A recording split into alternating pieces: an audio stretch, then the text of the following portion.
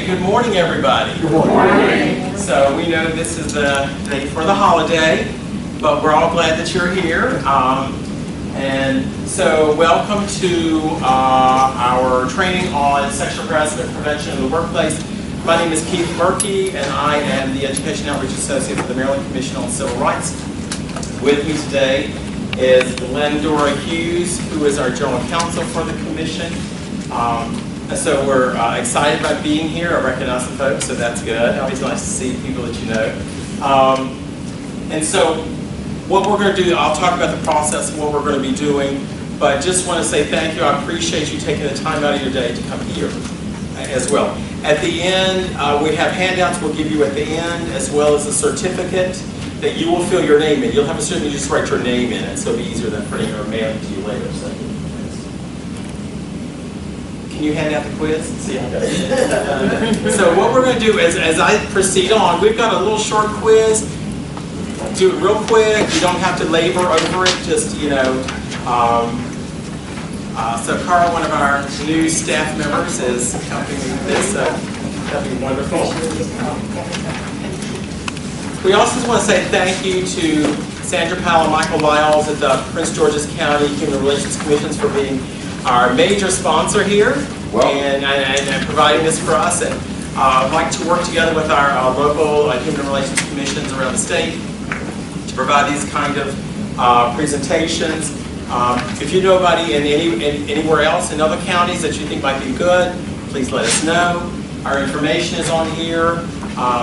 You'll probably contact Tara Taylor, who's the head of our Education Outreach Unit, and she will be glad to set you up, get us all, make some plans to get out to do your work sites as well. We also provide other trainings for and other topics such as cultural diversity. We do sexual harassment, as you'll see, conflict resolution. We do multiple different groups.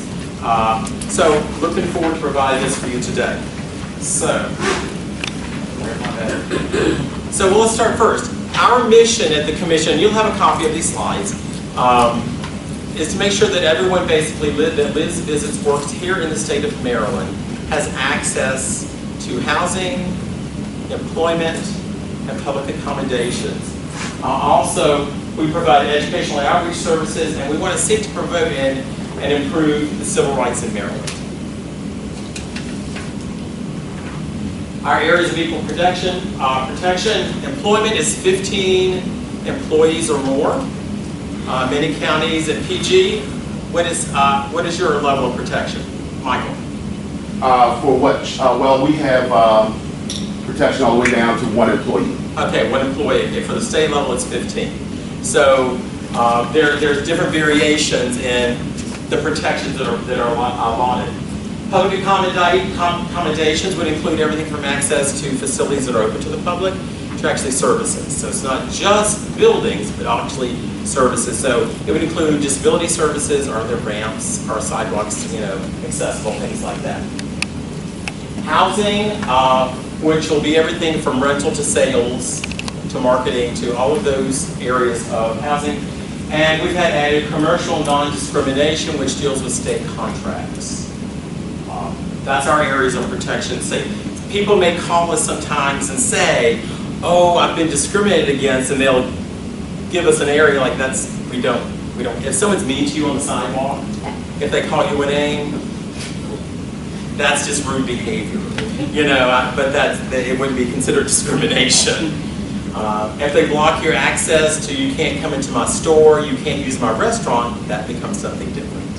So, as we know, words like discrimination and harassment, people pull those words from the air because whenever they feel aggrieved, they've got to call it something, and they don't know what to call it, but they know those 2 words.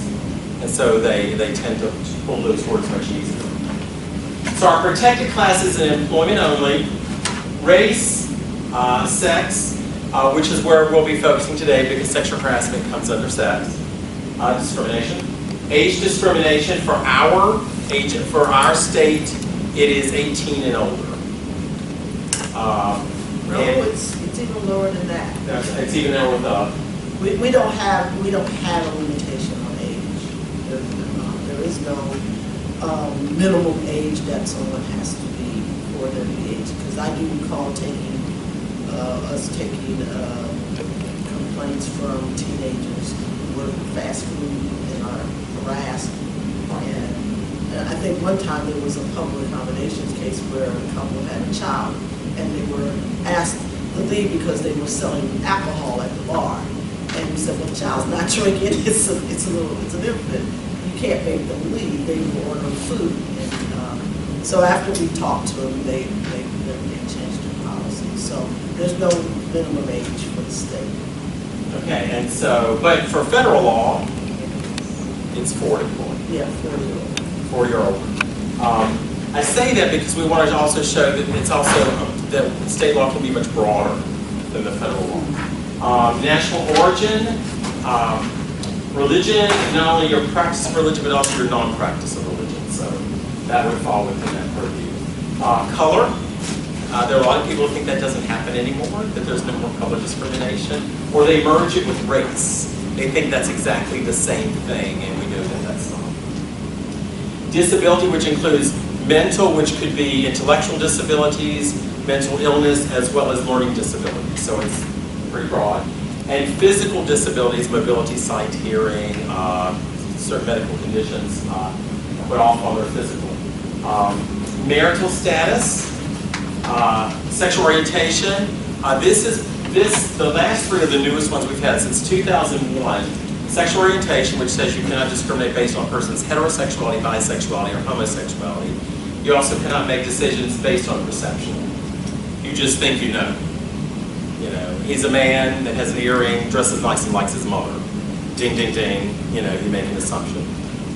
She's a woman that has a short haircut, drives a pickup truck, and has a dog. You know, ding, ding, ding. We jump to conclusions sometimes. Yeah, the stereotypes, we use those stereotypes. Or people say, I think they are. They act like, they sound like, they look like. Genetic information, which is found only in our employment law, which means you cannot make decisions based on a person's genetic information. Any kind of decisions going like, well, you know, we have any kind of test. You can't ask them and you can't test them. And under gender identity, which is our newest, which came in 2014, which deals with the issue of transgender. We're very happy that was added. We've had a lot of cases where there's just the violent nature of how many persons who are transgender have been treated in many different areas in our state. So we're glad that's been added. So those are our protected classes for employment. Our main functions, I like to do this as fast, is intake, investigate, litigate, and educate. So sometimes we do all of this. We take complaints. We have some of our investigators here, so they investigate our complaints, and we litigate complaints that we don't conciliate or mediate, or that are found to be non-cause. And then we have the education and outreach program that we seek to reach out to other groups. We do events. We're doing the Hispanic Outreach Festival, I think in Lanham. We'll be down there for that in September. We do other outreach events so that we get our information out there. So the overview. So this is what we're going to do today. We're going to look at applicable laws and related cases. We're going to talk about the types of sexual harassment and other definitions that go around that. We'll look at employer liability. Then we're going to do some scenarios, some common workplace scenarios. Then we're going to look at the defenses and how to avoid liability. And then finally we're going to look at best practices. We're going to look at some issues that might, ways to help, create a better atmosphere so sexual harassment doesn't take root or is slowly moved out. So, you all have your quiz? Okay, y'all all done it, or I'm going to give you a few seconds. Let's give you all a few minutes to take the quiz. So let me give you back. How long do y'all need? I'll give y'all. How about 3 minutes? 3 minutes. Everybody about done? All right. So what we're going to do is we're going to, we'll look at the answers, but we won't discuss the answers. because Glendora will go over them as she goes through the presentation. So hold your questions. We'll do that as we go along. So, number one, it is unlawful for persons of the same sex to harass one another because of their gender. How many people said true? Okay. How many people said false? Okay. So the answer is true. It is unlawful for persons of the same sex to harass one another because of their gender. Okay, number two, if a victim of sexual harassment asks their supervisor not to tell anyone about the incident, the supervisor should take no further action. How many people said true? How many people said false? Okay, good. How many people don't know? How many people, yeah. Because I didn't see, some people didn't raise their hand on either one. So the reality is that sometimes we're not sure. We may never thought about that one issue or never come up. Okay, number three, to bring a complaint of sexual harassment, the victim must show that they were psychologically damaged by the incident or incidents. True. How many people said true? How many said false? Okay, so that's false. So Glendora will cover that. Number four, it is not sexual harassment to ask a coworker out on a date, as long as they do not persist in pursuing them if they say no. How many people said true? How many people said false? Good, you're doing good. Employees can only file a complaint with their immediate supervisor. How many people said true? How many people said false? I think all these people are winners. I don't know why they're here. If an employee has had a previous romantic relationship with their alleged harasser, they cannot file a sexual harassment complaint against that person. How many people said true? How many people said false? Okay. Okay, so Glendora will go over some of the legalities around those issues as she proceeds through. So, we're going to look real quickly at some sexual harassment data before we turn it over to Glendora. 54% of workers polled experienced some form of sexual harassment at work. 79% of women and 21% of men. And that's on the rise. So there's more men are reporting. So why do you think more men are reporting?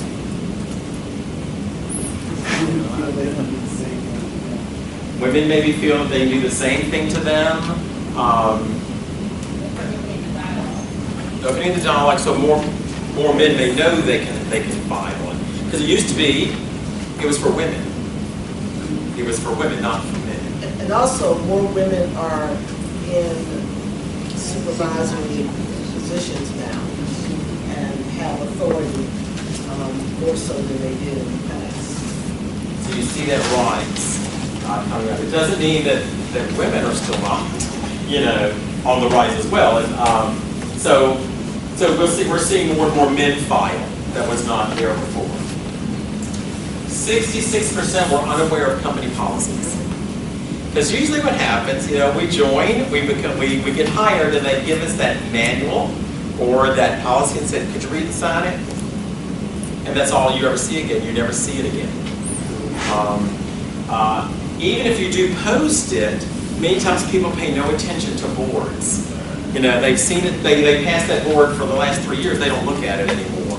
And so they're unaware of the policies, or they may know it's like they say, oh no, we're against all forms of harassment and discrimination. That's all they know, we're against it.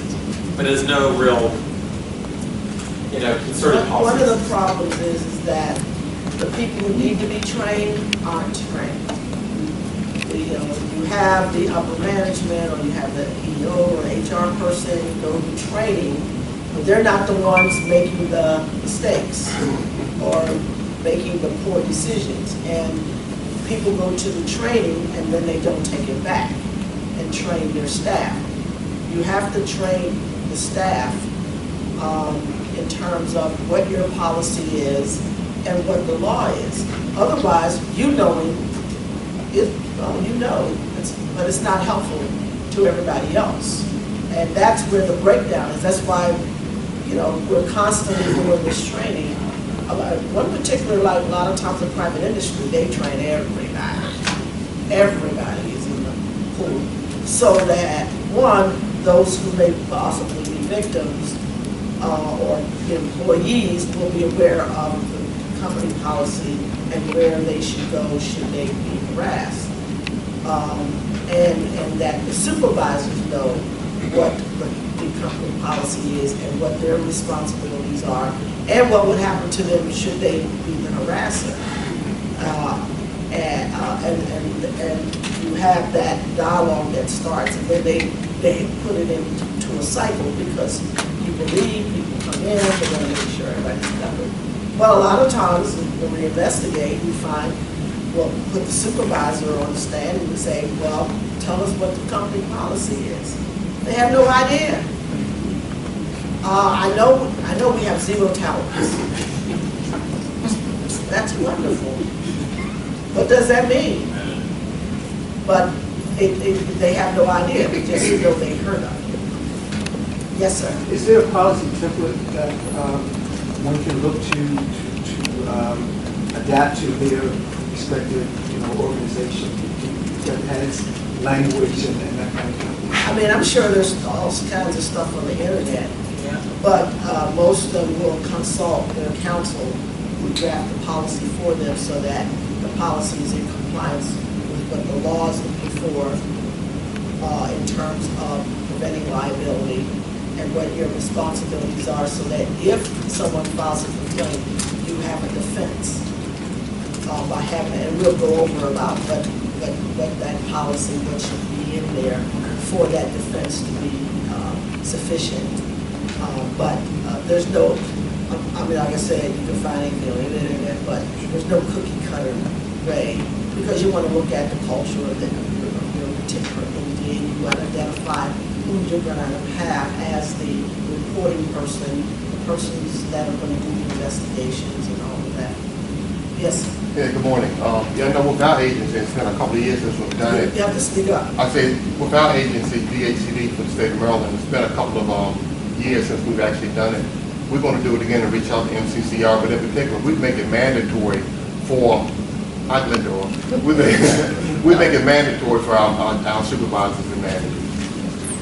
They're the one making the poor decisions that gets you into trouble, that get the employer into trouble. Right, when you're creating policies, you're going to make sure that it covers like not only state law, but federal law and your local law. So you've got 3 levels there. So, and they may all be exactly alike, or they may not be. There may be some different levels of that as well. And another point to keep in mind is that the protocol or the way the courts look at sexual harassment, that protocol is being applied to other types of harassment.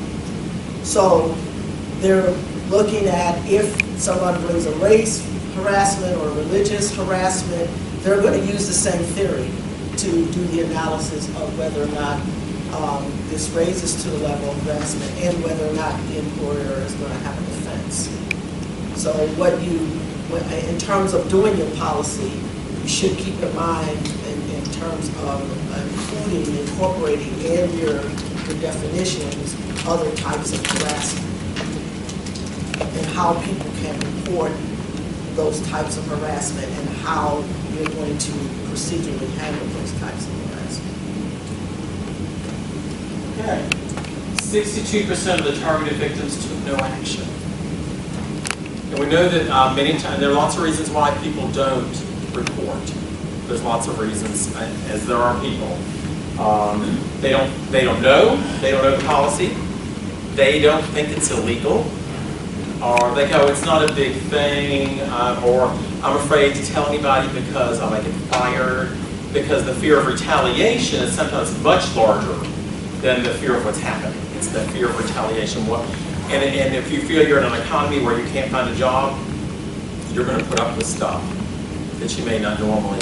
I remember I started working mid-70s when I was in high school, and sexual harassment came in when? 1980, right? 1980? Well, defining of it. Defining 1980. I never had a sexual harassment training or know anything about sexual harassment until the mid-90s. and I worked lots of different places, and I never knew what people could have said to me or stuff that I did could have been construed as sexual harassment, you know, because no one told us. And so many times there's lots of reasons why they don't take action. It's either they think, oh, this is that's normal. I had a supervisor that threw a chair at me one of my first jobs out of graduate school, and I thought I just have to put up with that. I just go find another job. Not knowing that that's usually what happens. People will find another job. They'll transfer, they'll leave. They don't want to complain. I mean, to file a complaint takes a lot of courage. And I'm talking about people who have had a complaint. I'm not talking about the people who literally make it their living complaining and trying to find ways out or try to hit lotto.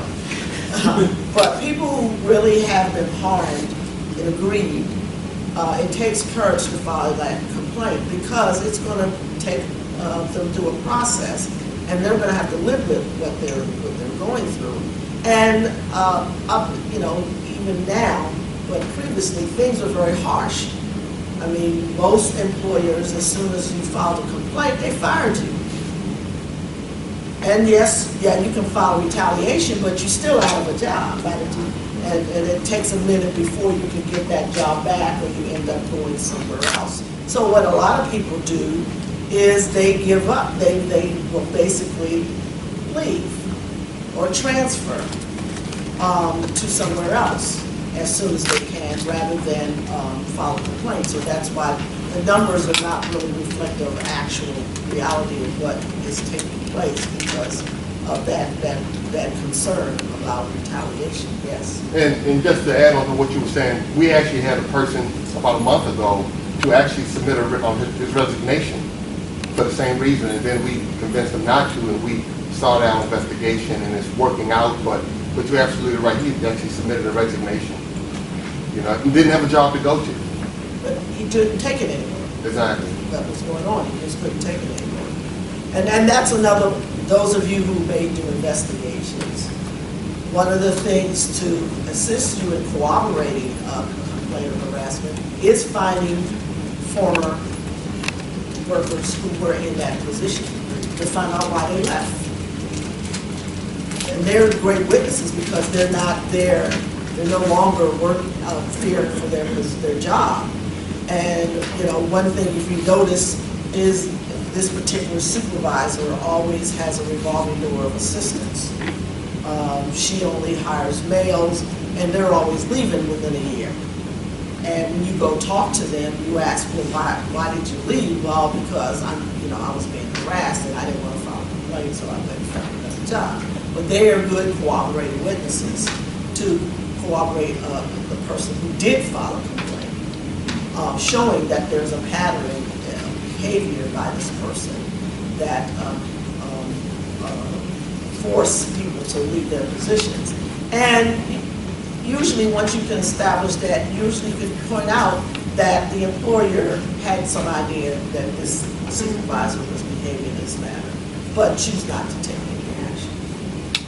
And there are also times where people may leave. They may not tell you why they left because there's still a fear of retaliation if someone calls for a reference. Yeah. And you've made a complaint, instead of just saying like, oh, they worked here just from here to here, they're like, oh, they were all such a troublemaker, you know, and all of a sudden you may not get another job. So so there's until they get that next job, there may be still a great fear that you can be retaliated against in some way, especially this time of being on Facebook and information we can find very quickly. People post things on Facebook, and all of a sudden, you know, we find out information.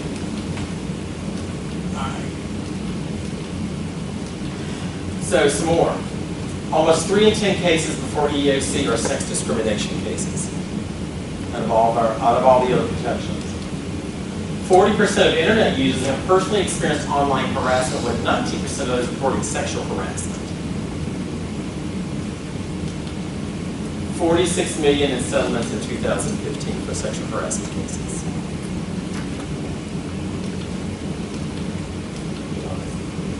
Okay, glad you're on. You are on. She's going to get up.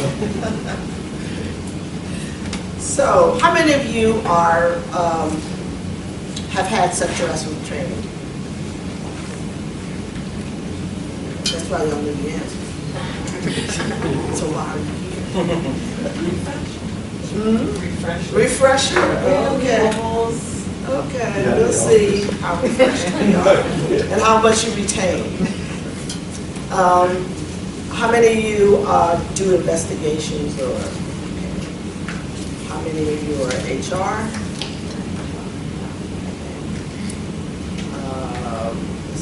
Fair practice, EO.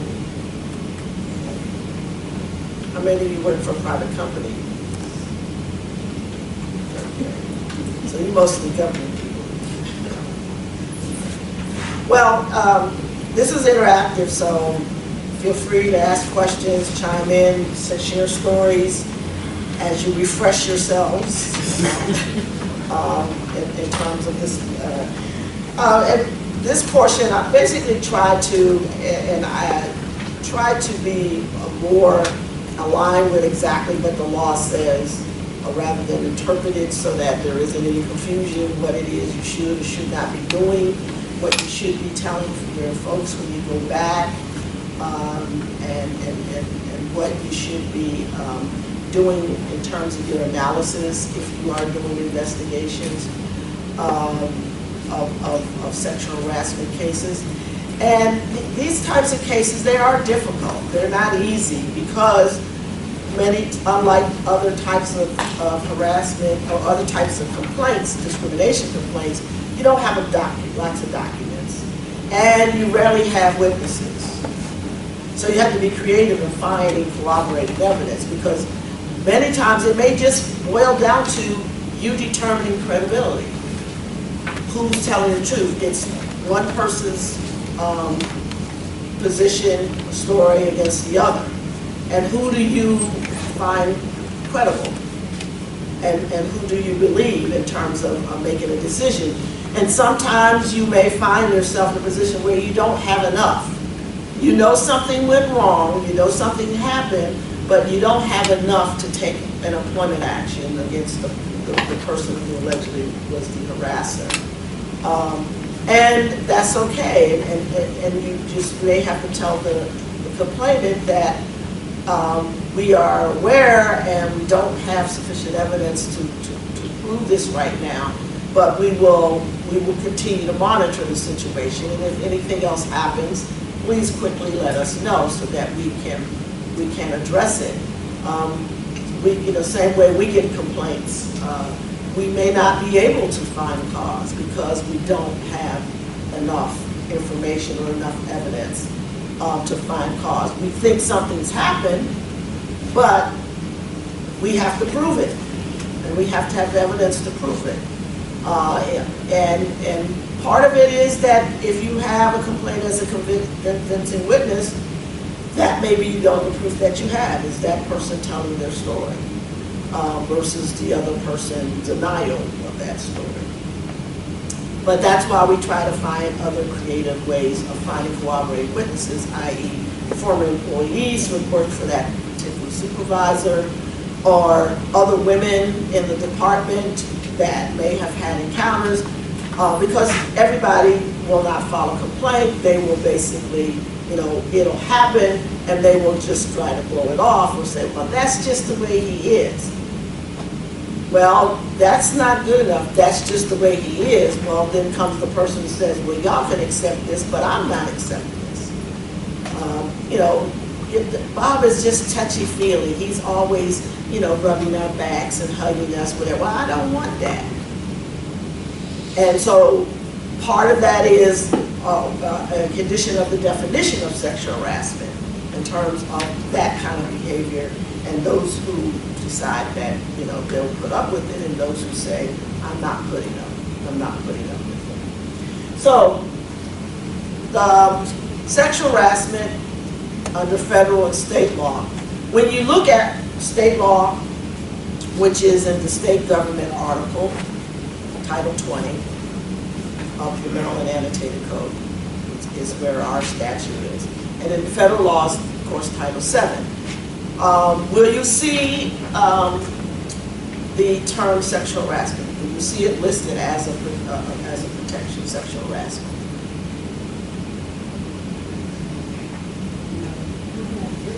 Yes, no, maybe so. Okay.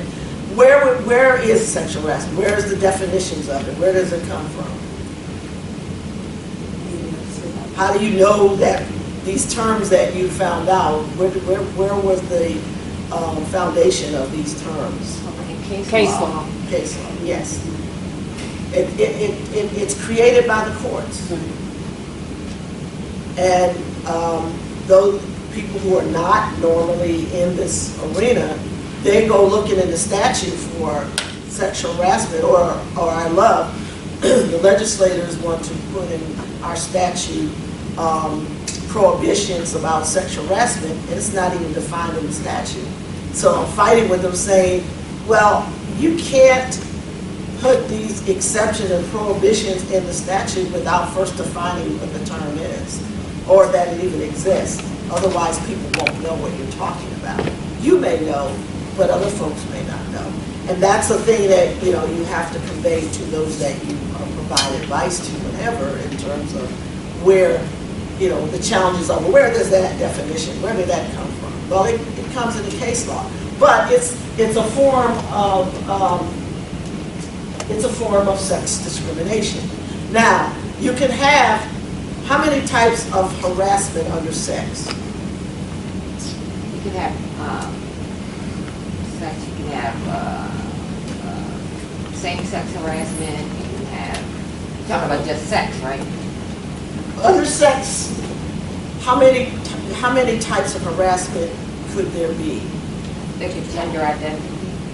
Quid Is that what pro you're quo? talking about? Raise your hand. Raise your Oh, hand. I'm sorry. Are you talking about hostile environment and quid pro quo? No. I'm just saying what types. There's two types of harassment that you have to consider. When someone comes to you, they could be one type or the other. Verbal or like a physical? No, we're not going into what sexual harassment is. We're not defining that. We're the types of possible harassment. Is it just straight gender? Yes. And then the other one would be based on the sexual nature? Exactly. And you have to know the distinction so that you don't turn somebody away. That someone comes and complains, it must have behavior. If it's going to be sexual harassment, it must have sexual behavior. They also may come to you and they're complaining that they're being harassed because of their gender, because of their sex. I.e., we don't want any women working in this department because this is a man's department. And so the men make it their business to harass this person and try to get them out. But the behavior, the harassment, the actions are not of a sexual nature. They are being done to that person solely because of their gender.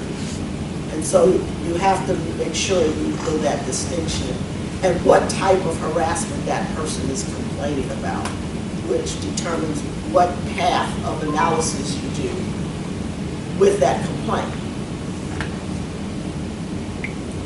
Got it? Yes. Okay. That's very important because sometimes people mix the two and start giving sexual harassment definitions to gender discrimination, and it's not the same. That's not what the person is complaining about. Or they'll say, well, you don't have a case because there is no sexual actions, when really they're complaining about gender harassment, that they're being harassed because they're a woman, or they're being harassed because they are a male. So, in defining sexual harassment, and we had some things thrown out, what is the number one, the most important thing in defining sexual harassment that you really want to hone in on? It's unwelcome. Was the action unwelcome? Now, suppose we have a situation where the person, I'll give you a scenario. Employee is a teller at the bank, and she starts getting comments from the vice president of the bank. And at some point, the two of them become involved in a sexual relationship. And eventually, she decides to end that relationship and file a complaint of sexual harassment. Does she have a legitimate claim? Not unless, Now, I want to hear from other people. Because I know. Because when the behavior continues after the relationship is ceased. Okay, I didn't say it continued. I just said she ended the relationship and then she filed a complaint. So does she have a complaint of sexual harassment? How many people think she has a complaint of sexual harassment? If she was coerced, She, how so? It's just this fact. She had this affair with this vice president. If he made her feel as though having an affair with him would help her some way in advancing her job. She had the case as a supervisor kept staying at the, She has a case yes, because because of the supervisor, vice president and the supervisory, what you call powers. so he had, as a supervisor, he has authority over her. Yes. Any other comments? Yes. No, with the scenario you gave us, I would say no. You would say, no, she doesn't have a claim. Okay, so, how many no's? How many yes? And how many I don't know?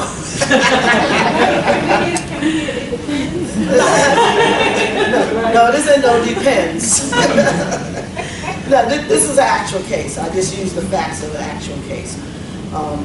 It's a case against Barrington Bank. And it was in this case that the court adds pieces to the definition over the years. And if you look at sexual harassment case law, it starts, 1980s, and there's a piece, a sentence, a word added every year to come up with what we're going to be talking about. This lady filed a suit, Vincent versus Barrington Bank, and the court said that she does have a claim and sent it back to the lower courts for reconsideration because it was not welcome. She consented because she feared of losing her job because he was the vice president of the bank. Of course, the bank's defense was that it was consensual. It was a consensual relationship. The court distinguished consent from welcome. People can consent to the relationship because of that power difference, but it wasn't welcome. If she didn't fear for her job, she may not have consented. And it was verified by the fact that as soon as she ended it and filed a complaint, she was fired. The very thing that she was trying to avoid, she was fired. So unwelcome is not synonymous with consent. And unwelcome is a very important thing to make a determination whether or not the sexual advances or behavior is welcomed by that person. Yes, I ma'am. was just trying to tease out what the court was saying in regards to the power differential and how that plays into unwelcome or welcome. And you'll see throughout the course in that the court will find very heavily liability against the employer when supervisors, people with authority, are involved over a subordinate. Because their position is that in the workplace, the subordinate doesn't have the discretion or the power to do anything about what may take place. because of their fear that there may be a loss. Now, it can also go both ways. It can go both ways. It can be a benefit as well as a possible detriment. So the person may feel the only way I can get a promotion is that I have to have this affair or accept this behavior from my supervisor. But it's the inequity of power that the court looks at to determine whether someone truly is consenting to this behavior. Yes? I thought, sorry, but I thought if you are immediate supervisor, if somebody in a different department supervisor, there is the difference in the heart, but that should not be, that might not have a direct relationship between authority and no authority. Well, you have to look at the facts of the case. You can't generalize. It's a case by case, and you have to look at what is the relationship between the person in authority and the subordinate. And there's some more to the definition than just simply it's a supervisor and the person is subordinate. There's more to the definition that you have to do before, and we'll get to the other part. So, but unwelcome sexual advances is key. Requests for sexual favors, other verbal, physical conduct of a sexual nature. And that last line is very important, too, because sometimes we just go to verbal conduct, sexual nature, bingo, is sexual act. No, it has to, you have to show that it interferes with the person's ability to do their job. Because the idea is that the court wants the employment environment to be free of harassment. And it has to affect that person's ability. There must be evidence to show that it's interfering with that person's ability to do their job because they're harassed, they're afraid, they're avoiding this person, they are stressed because this is happening, they don't know who to call to tell it to, or they're trying to get the courage to tell somebody about it. And when you're under that kind of stress, it does in fact job performance. And so that many times you may find out, and the supervisor or the employer may find out, that someone's being harassed when they get a poor evaluation. And the person will say, well, the reason why I'm not performing up to standards is because so-and-so is harassing me.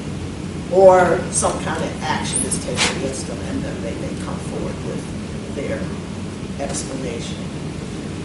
But that performance part is also key. Not simply that there's behavior, but that it impacts their ability to do their job. So we did talk about, it was thrown out early on, quid pro quo and hostile environment are the two forms of discrimination. Later on, I will point out that now the court doesn't look at them separately when it comes to supervisors. They're one and the same as far as they're concerned when it comes to supervisors being involved. But those are the two forms of sexual harassment that you would be familiar with. So let's define what that's are. Quid pro quo is what? Something for something. Something, see, you know. I'm not saying anything else. Sorry. Thank you. But it does, it involves a submission that is made explicitly or implicitly a term or condition of employment, this or that, instigated by a person with supervisory authority over the other person. So the person doesn't have to come right out and say, you're going to get this promotion if you sleep with me. They may imply it. Some people will say, oh, well, he didn't really say that, or she didn't really say that. But it's implied that this is the deal. You want the promotion, you know what you have to do. Well, let's go out to dinner. Let's talk about your promotion and why you think you should have this promotion. And while you're out to dinner, you're talking about the promotion. Well, let's go back to my hotel room and let's further discuss your promotion. And so it's an implied that this is the course of action that has to take place in order for the person to be able to. And then sometimes there are words that sound pretty normal, like, I like team players. Right.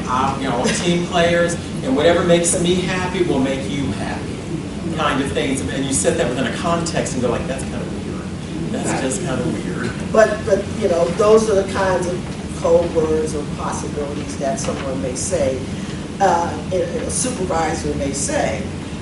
And, okay, so suppose it's a situation where this takes place, the conversation is not in the workplace. They're at a conference. And they're, you know, after the conference, you know, everybody goes out to dinner, they go out to dinner. So the employer says, well, we're not liable because all of this happened off of the work site and not at our place where they would create an environment. Would that person still be able to allege sexual harassment? Yeah. Yes, yeah, absolutely. And I'm throwing out some of these defenses that we hear from employers. Well, that didn't happen here. But they were working. They were at a conference that was required for a job. They were at still conducting the business. A lot of times some of these activities do occur not in the work environment, but does happen off-site. One particular case we had involved a woman who was at a conference. She was her boss, she was administrative assistant, and they were putting together a program, a presentation. So he tells her, well, you know, to come to his room at a certain time so they could finish working on this presentation that he would have to give the next day. She didn't think anything of it because, you know, they got this presentation to do and they need to work on it. But when she comes in, the door is cracked open, he yells, "Come on in." And so she comes in and he's in the bathroom. And then here he comes out the bathroom in a robe. And she's sitting there like, she's standing there like, what is this? She said, oh no, come on over, we're gonna work on this, you know, project. And while change takes place about doing the project, he's putting in these comments about, you know, you're really a nice looking woman, you're a wonderful assistant, and he's constantly making these comments where she becomes petrified. She's, you know, uncomfortable, and she doesn't know what to do. She doesn't, should I leave, should I stay, what do I do? And finally he stood up and approached her to grab her, and she jumped up and ran out the room. Well, she gets back and files a complaint. Well, she didn't file a complaint. Her sister filed a complaint because this was so traumatic, she had a nervous breakdown. And she ended up hospitalized. And subsequently, after she did finally recover, she could only work in an environment where it was all women. She had to find a job where she was not working with men because she still had some psychological harm that evolved from that particular encounter with her supervisor. And of course, the employer tried to allege that they weren't responsible because this took place off-site and that they didn't give him authority to do this. However, the court found to the contrary, that this was involving work and this was a supervisor. And we'll show why there is this liability that occurs. Can I ask one question? Yes, you can. So what happens suppose if this was a setup, that female wanted to go by herself in this scenario? So it's just by somebody saying that this happened and the case is there? Well, as I stated before, sometimes that's all you have.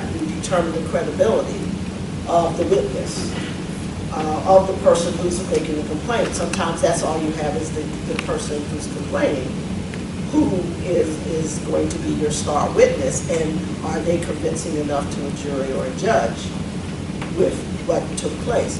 Well, clearly she suffered harm. That's corroborating evidence because she ended up right after this trip in the hospital.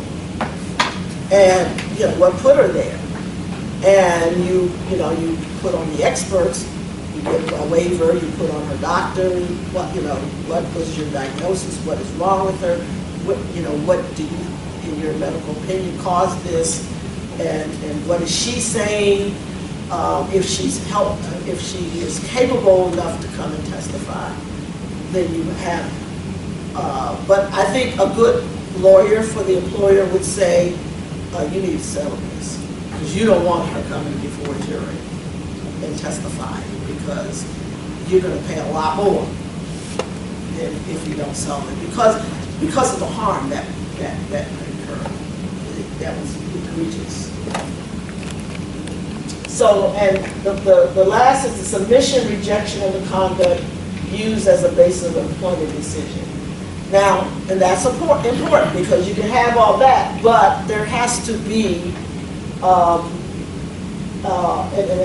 employment decision that affects the person. There has to be an action taken that affects the person as a part of the quid pro quo, for them or against them. Hostile environment.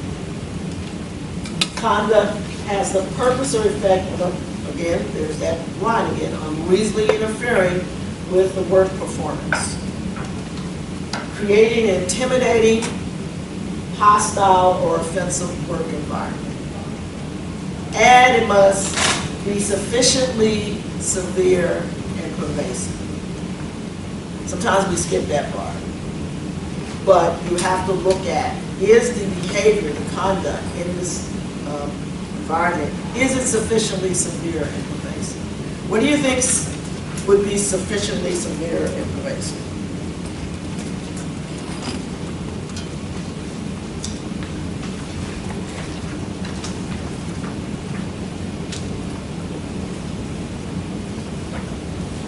Yes. I think an environment where you have male and females working together, and all throughout the workspace you have penthouse posters up or whatever. That could probably be severe and pervasive. Possibly. I mean, you can have, you have to look at how pervasive it is. If it's there and somebody complains, they take it down. Is it pervasive? If, and you're looking at question number 4 on the quiz, that particular situation fails because it was false, because it wasn't sufficiently severe and pervasive. It was one time you failed. Yes, you had your hand up. I was going to say frequency. Right, frequency, and how severe was the action. Comments are made all the time. It may be a one-time comment. It may be a one-time request. The person is interested in it, and ask the person out, and the person says no, and they don't bother them anymore. They let it go. But if the person is constantly showing up at that person's office and making comments or asking the person out. One situation, a co-worker was interested in another co-worker. She thought he was being nice. He would ask her to come to lunch with him. She would go because, she's trying to fit in, and, this person's being nice. And, she's not judging. But then he shows up at her front door with a gift for her son, and then she's starting to get scared. It's like, how does he know where I live? How does he know that I have a son? And why is he here? And what happened, we found out, was that he had somehow gotten to the HR department and gotten into a personnel file to find out where she lived and who her dependent is. And she, when she rejected him and told him to leave, day to day she would look out and see his car parked out in front of her house. He was stalking her. So needless to say, she became even more frantic at work because he's there and he's following her home. And when she complained to the employer said, well, we have no control over what happens after work hours. Yes, you do. Because we got the information from your personnel files, which probably weren't secured, and utilize that to begin to stalk this woman. So, many times employers try to stick their head in the sand. You have to tell your employer, get your head out the sand, because this is serious. And bad things can happen. Things escalate. People take an inch, then they take a foot, and then they take a yard, and then they're off. They're testing the water to see how far they can go to achieve what they want to achieve. They also have, because of our media-based society, you see a lot of television, a lot of movies, romantic comedies where, people routinely say, they will love me if they get to know me, and basically I'll make them love you. So I'll show up at your work, and all of a sudden in a movie they're married and have 3 children.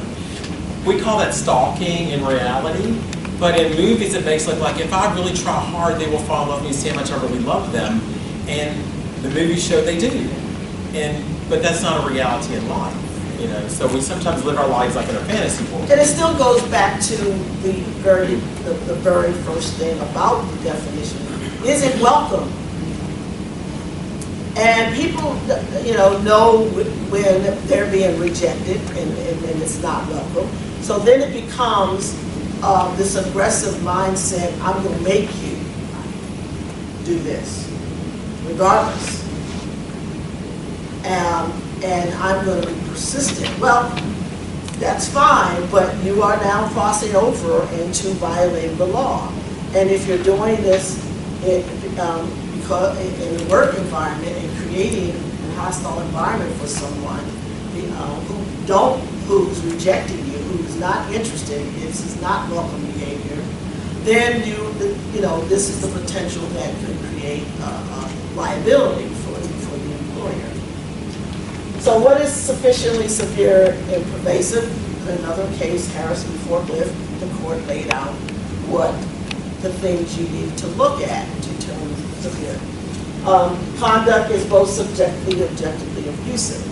Again, objectively, you can look at it and say, this is terrible. But also subjectively, that person may find what you may not think to be a big deal to be abusive. Because you take your victim as you find them. It may be a victim who had been abused before or harassed before. And the reason why they're working here is because they left the other job. And here it is again. So they're hypersensitive to people touching them inappropriately or touching them at all. Or they're hypersensitive to various comments. And if you continue to do that, then just because the next woman may not reject it, it doesn't mean that it is not abusive to that particular person. Because I hear sometimes people saying, well, that's just Jim and I don't pay him no mind. Well, that's you. But the other person may not accept that from Jim, may not have that relationship with Jim.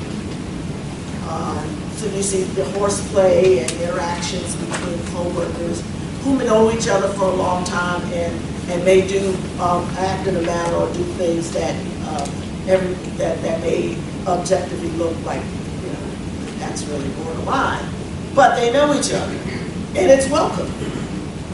But they try to do it with other people or another person who find it to be objective and abusive. So there's no mathematically precise test. It's not how many touchings there are, or how many jokes are told. You're going to have to look at it case by case and to determine how severe the jokes were and offensive they were, or how aggressive the touching was, to do your analysis. The person doesn't have to prove psychological injury in order to have a hostile environment case.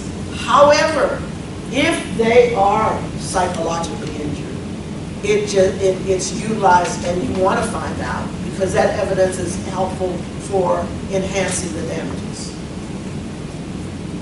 Being able to show injury and harm goes to the remedy, goes to the damages for that person. Yes? Does that require proof from a psychiatrist or psychologist? You need a healthcare expert to testify for injury. One thing I learned in trying this attorney fees case, if you're talking about psychological injury, you have to have an expert to be able to testify to the injury. It could be, it could be a psychiatrist, psychologist, it could be a social worker who does therapy, counseling. Those persons can provide evidence of experts that they treat this person and this is why they were treating that person. And we use that to go toward the damages to show that this, not only did this person suffer an employment action, but they suffer an injury as a result of this behavior. A single incident may be sufficient. What single incident will be enough? Right. I'm not looking at you. Right. Yeah. See, I didn't say it. You move your lips.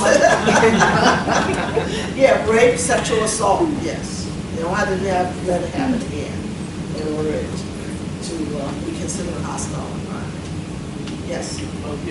Wasn't quite clear on the first one. It says both subjective and objectively. So in the example where you said a person might have come from another job where it happened, and so they're hypersensitive. So subjectively, it's offensive, and objectively, a person looking at it may say, after they have facts, objectively saying that this is abusive to that person. Okay, so it does have to be both, though. Or and or. Well, It probably should, yeah, the way it's written, it should be and or. Okay. Yeah, because you have to look at the person and the factors that are surrounding what's happening to that person. Okay. But that's a good point, and I would double check the language in the statute to make sure, in the case, to make sure that's correct. Yes. Prior to the person complaining, the victim in the situation, is there any burden on them to express that the conduct is unwelcome? The law doesn't really put the burden on the victim to do anything, because in looking at if it's a supervisor, what can they do? And of course, if they do say something, it could lead to them losing the job or losing the benefit. But when we go along further in other part of the definition, you'll see that there is a certain responsibility on the victim to do certain things at a certain time. But the court is not going to put the victim in a position of exposing himself to further harm by, indicating or challenging that person. It will come from them testifying as to how they felt about the behavior. And again, a lot of, as they call the, as we say in law, that there is a presumption that if it's a supervisor and a subordinate, that is unlawful. And it's on the defense to prove otherwise, but the presumption's in favor of the victim as opposed to the In an environment where I'm touchy-feely with you and you don't have a problem with it, but Miss Young over here in the same environment has a problem with what I'm doing with you, is there a claim? Well, again, it has to go to looking at, does it affect the so-and-so's work? Because the environment, and it depends on what your touchy-feely is, you know, and what else is going on around. Okay. Is it sufficiently severe and pervasive? That's what you're going to weigh. You look at, say, well, it has nothing to do with her, and it's two co-workers who know each other, so they're always hitting each other or hugging each other, or you know, they're much more hands-on than co-workers who are strangers, because you know you may have co-workers you've worked with for 20 years, and there's a different familiarity or intimacy between folks that have grown up and worked together for years than it is for someone who just walked in the door and never encountered these people. So you want to, you know, look at, is it impacting that person's work? Has she said anything about it in terms of how it's affecting her? And whether your touchy-feely is of a sexual nature, and again, is it welcome or unwelcome? Sometimes it may be that you think it's okay, but the person that you're touching don't think it's okay, and it's been expressing it to their coworkers about, I wish he would just leave me alone, you know, I'm just tired of it, but I don't want to lose my job, and the other people are picking up on it. So when he's approaching, they're stressed out, like, oh, he doesn't do that to me. But you really have to, there's not a broad generalization you can make. You got to look at those facts for that particular situation. But that's a good question. And it's a question of fact, as you stated, factually, case by case. So here's some examples of physical sexual harassment: touching, grabbing, pinching, you know, being cornering people in their offices and not giving them any escape route, sending sexual, explicit emails, pictures, or notes, or sexting in the social media era, and sending Facebook issues. All of that can be considered, and you have to open up your, in terms of your investigator, you have to open up the look at other mediums that messages can be sent to harass folks in. It's not just simply, you know, face-to-face, but it may be other ways that people are trying to communicate their intent and their behavior through other mediums. Sabotaging the person's work because they're not interested in you, so they set them up. Making suggestive gestures or facial expressions, viewing pornographic materials, removing clothing, sexual assault, pornography in the workplace. One, there should be a policy that the employer has against people using government or employers' equipment to view pornography. But there are a lot of places where that is happening. That people are doing that and are saving, what was it? Was it an employee that was recently, maybe 2 or 3 years ago, due to juvenile services? He went out on leave and they went in his office for something and found all of these files and discs where he was downloading porn, child pornography, in his office, using the state's laptop to do so. And using cameras, equipment, and so those kinds of things you have to consider. There was a woman who worked for Sears, and she, at that time, when people were using videotapes, VHS, back in the old days, well, they were repairing the machines in that particular part. She was the only female. Well, usually 9 times 10, the tape that was caught in the machine was the video recorder was pornography. So they would fix the machine, the guys would fix the machine, and then they would watch the tape. And she felt really uncomfortable. And then they would make comments to her. And so she complained to her supervisor about their behavior, and the supervisor's like, well, if you want to work in this department, you gotta, you know, be with the guys, hang with the guys. It's no big deal. That's what they do. So she came out and filed a complaint, and we found cause because they created a hostile work environment for her. Examples of verbal sexual harassment: making suggestive or sexual remarks, jokes, or noises. Now, noises can be, you know, when people are trying to irritate. Using demeaning terms, spreading sexual or suggestive rumors, making sexual propositions, using crude or offensive language that are of a sexual nature.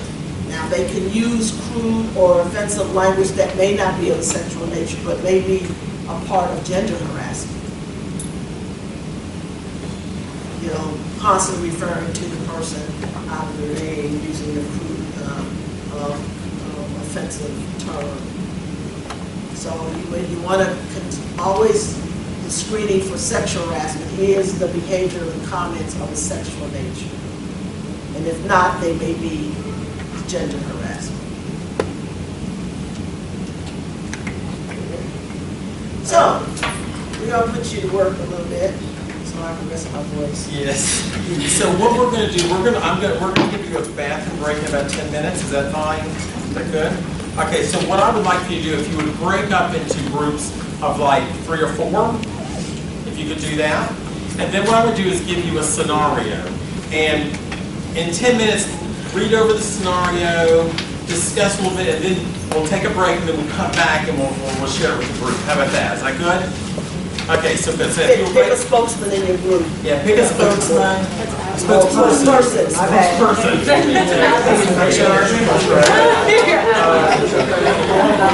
So as soon as you find your 4, I'll come around.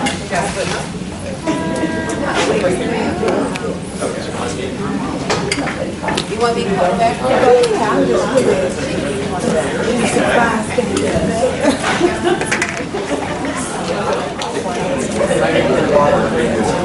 Okay, everybody. Order in the court.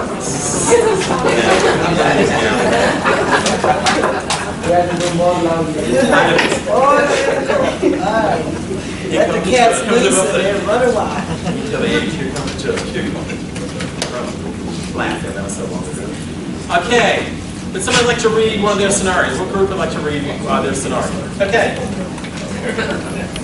Okay, our scenario was a supervisor notices that several male employees routinely chat before meetings and shifts. During these conversations, they tell sexual jokes, make comments about females they have known, and talk about sports. This occurs in the employee lounge within earshot of other employees, male and female. No one has complained, even though the conversations can be heard. Okay, so what you all? We said it was H, hostile work environment. Because people can, male and female employees can both overhear the conversations, and even though no one has complained, those employees may feel uncomfortable and it may be a hostile situation. But okay, so you're reciting the facts back to me. How is it, based on definitions, how is it a hostile environment? What ingredients are there that would make it a hostile environment? Because the people overhearing it may feel uncomfortable. The jokes might be sexual in nature. Are you a part of that group? Yes. Okay. Well, it says that they just. It does say that the jokes are sexual in nature. So that's the bottom. So who would be, if there was a complaint to be filed, who would file a complaint? Who would be offended? Anyone who's overhearing Both it. male and female, both can file their complaint. Then try to overhear and feeling uncomfortable.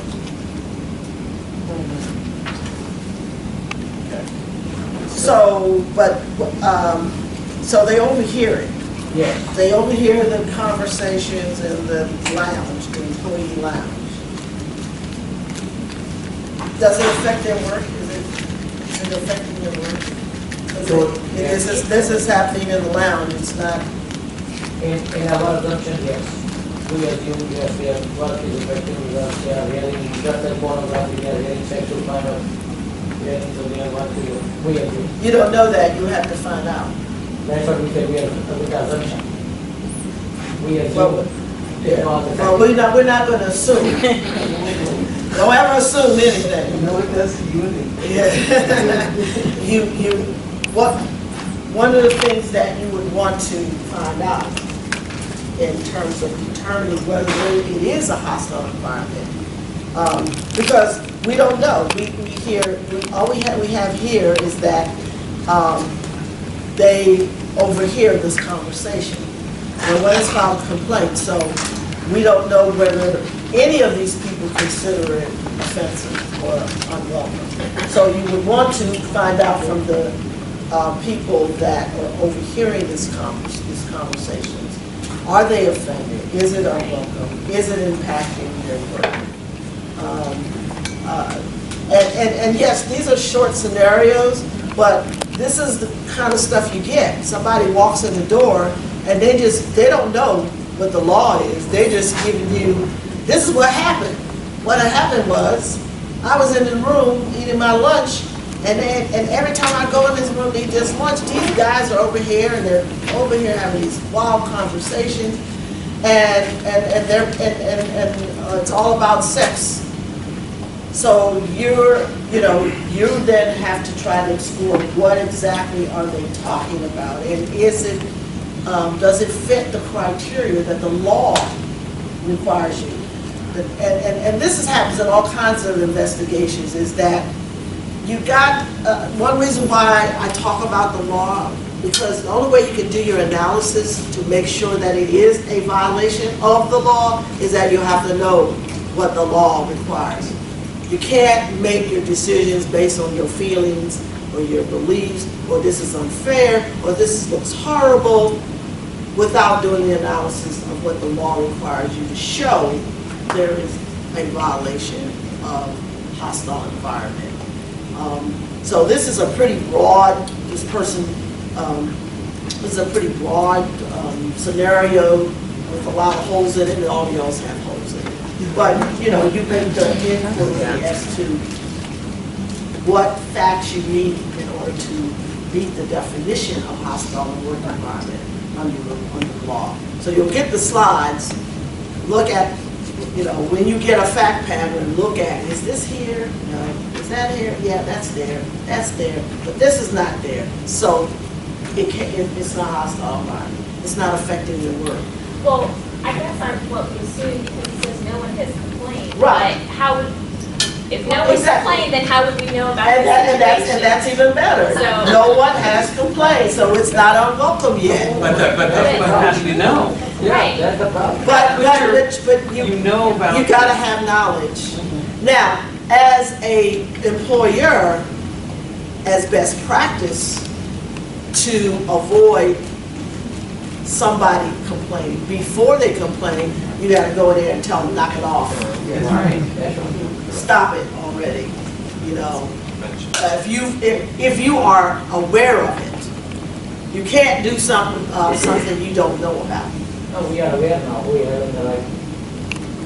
I mean, so if one of the guys engaging in the, right here it says supervisor notices that, he knows they're doing it, he better say knock it off. That's the question. Because if he don't know, if he knows, who else knows by virtue of law? No, The employer knows. the employer knows. He's an agent for the employer. So his knowledge is the employer's knowledge. He binds the employer. And if he doesn't say knock it off, and somebody eventually comes out of that group and files a complaint, the employer is toasted. So basically, it's not harassment until someone complains. Right. In order for someone has to be saying I'm being harassed as a hostile work environment under the hostile work. I'm being harassed. But until that happens, no, there is no harassment. But there is the potential of it being and there is potential liability for the employer. So best practice as supervisors, if you see this stuff going on, you better address it and tell them, stop it already. Because what they'll say is someone heard a complaint that said, well, I saw And we'll, Steve in there and he didn't, the supervisor, he didn't say anything. and we'll later in the second part after scenarios, we'll go through the part that talks about coworkers' behavior and the knowledge of the employer in terms of what supervisors need to do when they're not the one doing it, but the coworkers are doing it. There's a different standard. There are two different standards. One for the supervisors and subordinates, and one for the coworkers and coworkers. So I think there's a second group that had number one. Did y'all want to add anything?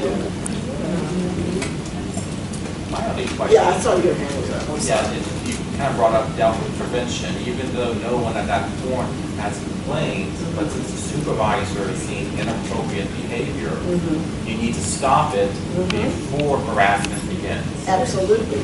And that part of the requirements of what the court is looking for is prevention before, to prevent the harm before it happens.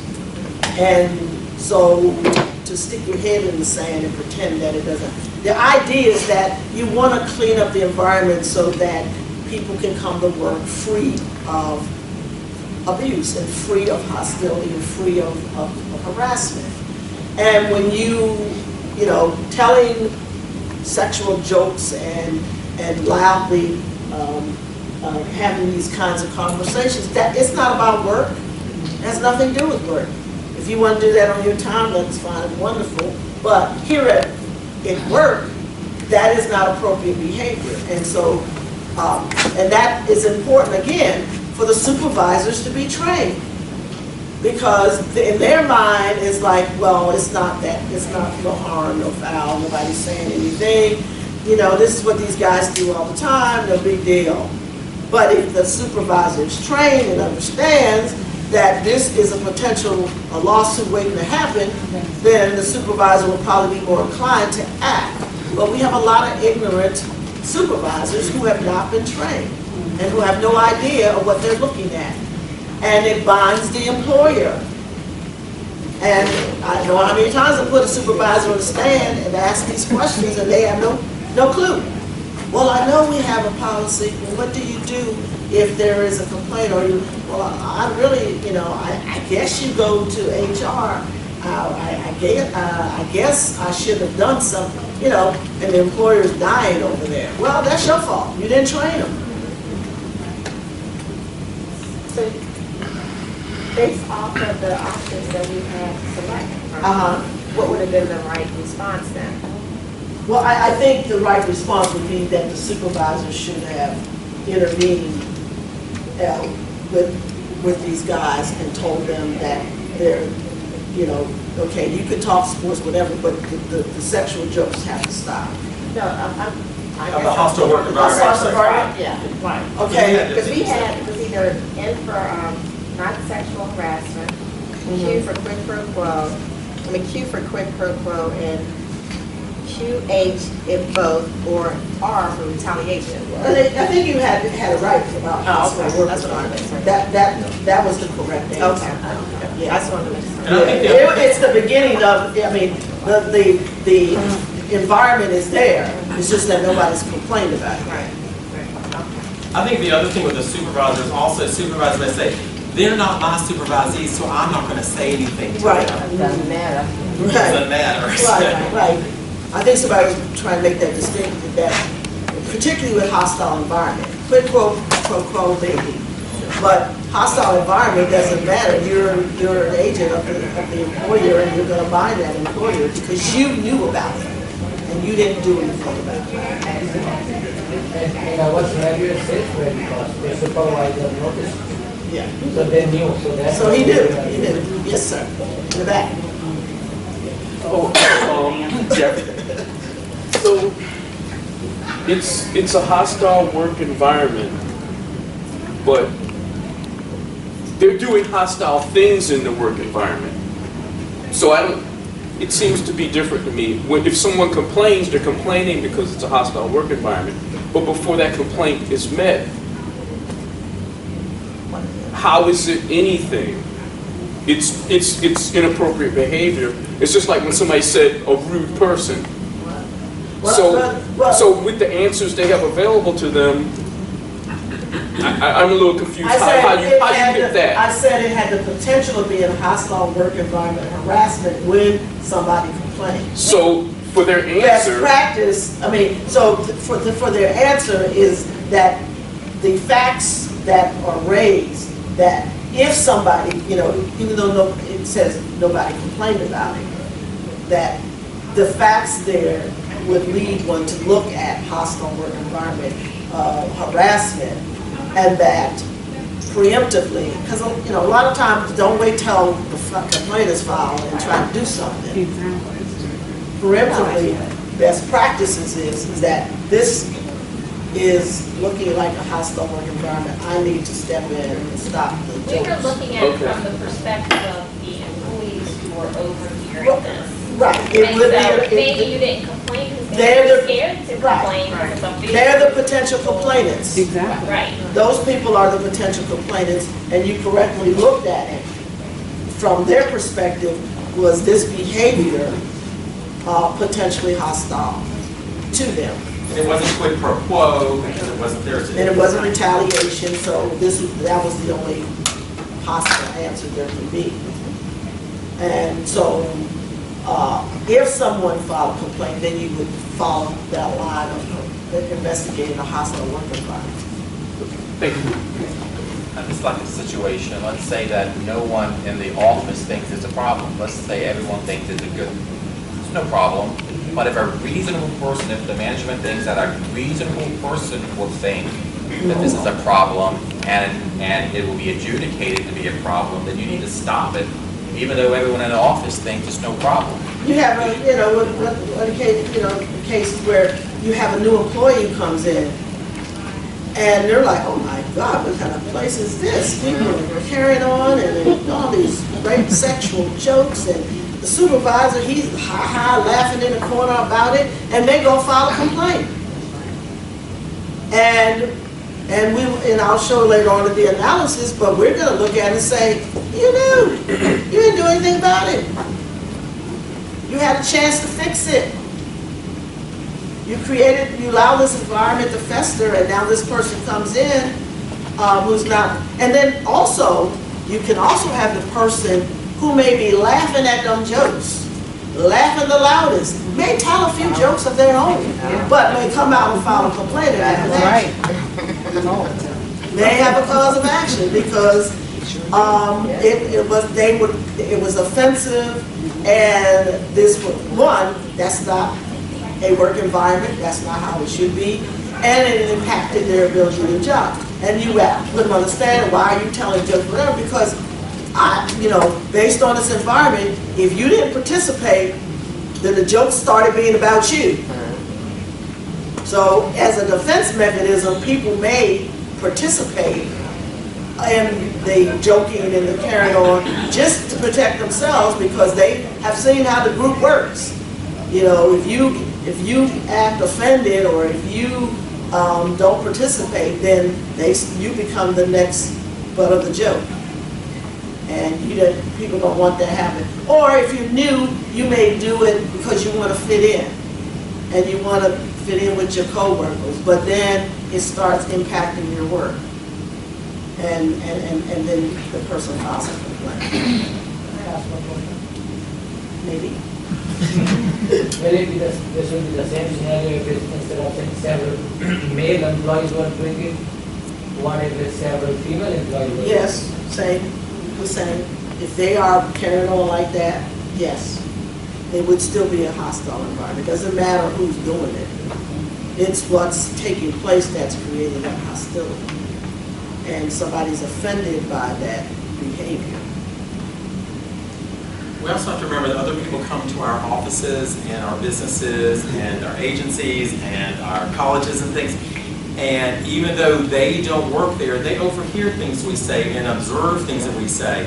That's not good policy and practice to say when people leave campus going like, I don't ever want to go back there again.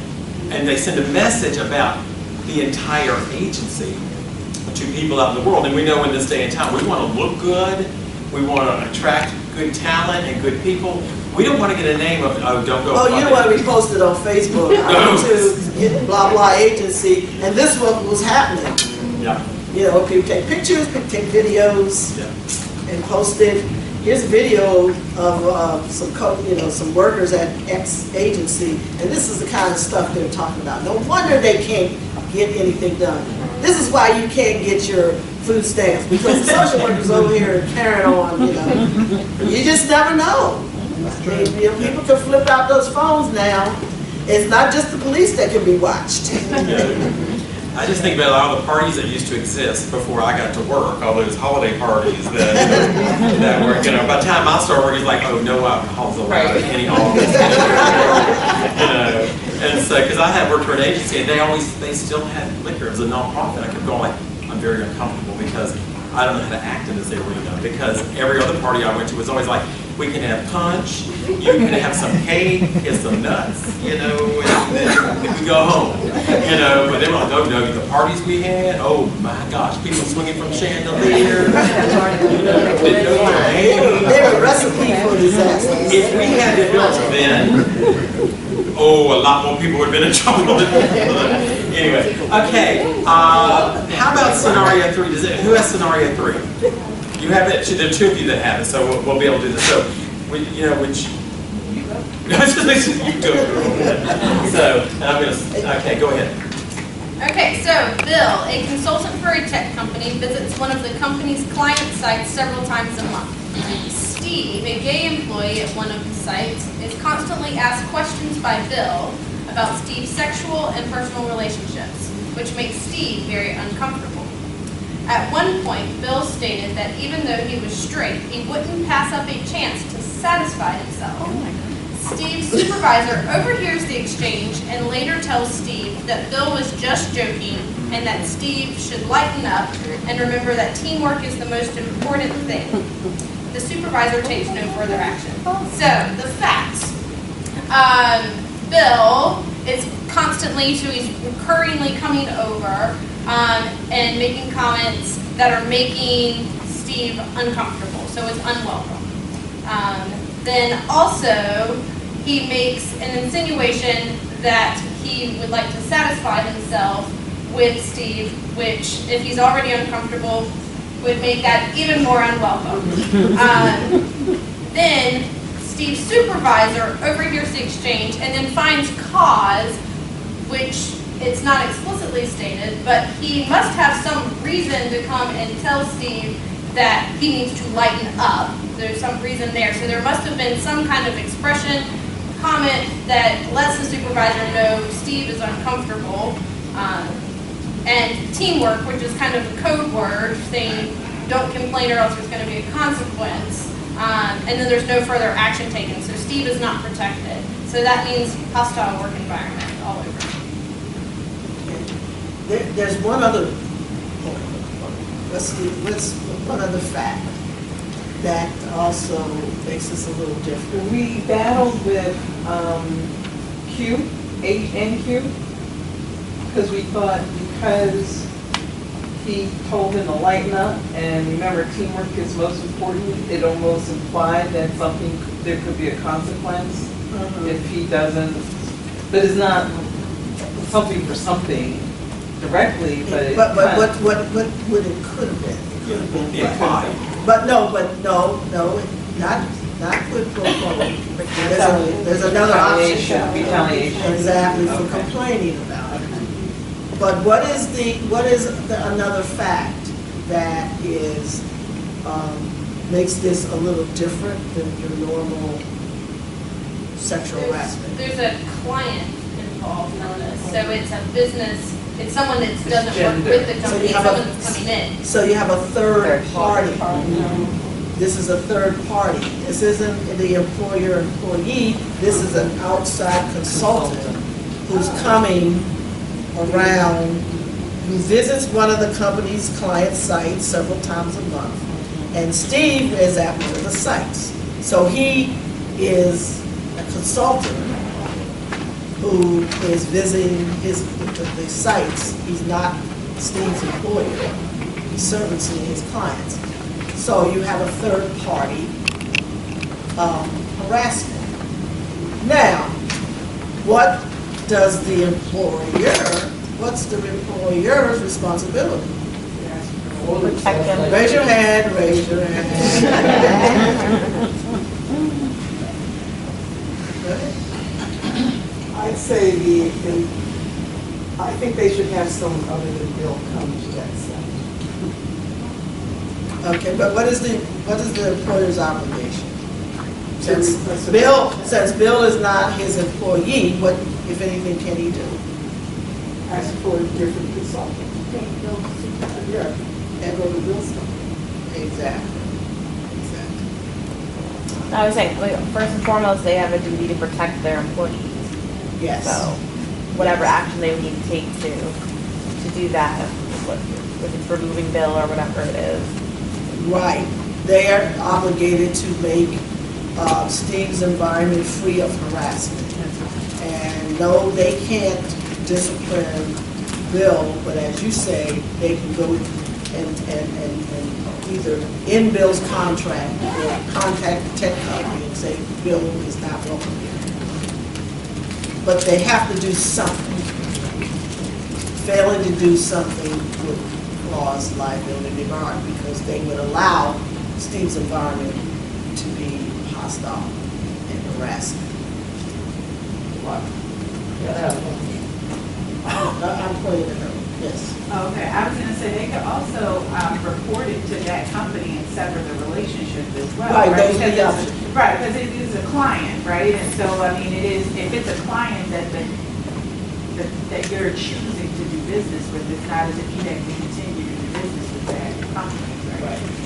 Yeah, whatever the steps they can take, the options they have to end and the harassment, prevent the harm. Because, you know, like I said, these things escalate.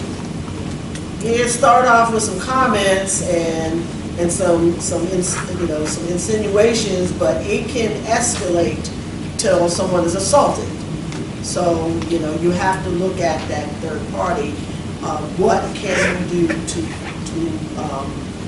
prevent this person from coming back to your work site? And so it may be reporting him to the company and tell him that, you know, don't send him back here to service us, send somebody else. If Bill is the company, then in his contract, based on contractual clauses that would prevent there not being a breach of the contract. But they have to do something to alleviate the harm that's being done to Steve. Every word means something. That's why you have to listen closely to what people tell you and take good notes, because one little thing could change your analysis. In this situation, if they replace Steve, so say the supervisor, since the supervisor doesn't seem to have like a humongous problem with what's going on, say the supervisor, sometimes companies will say, well, maybe we'll just remove Steve from the situation and insert somebody else.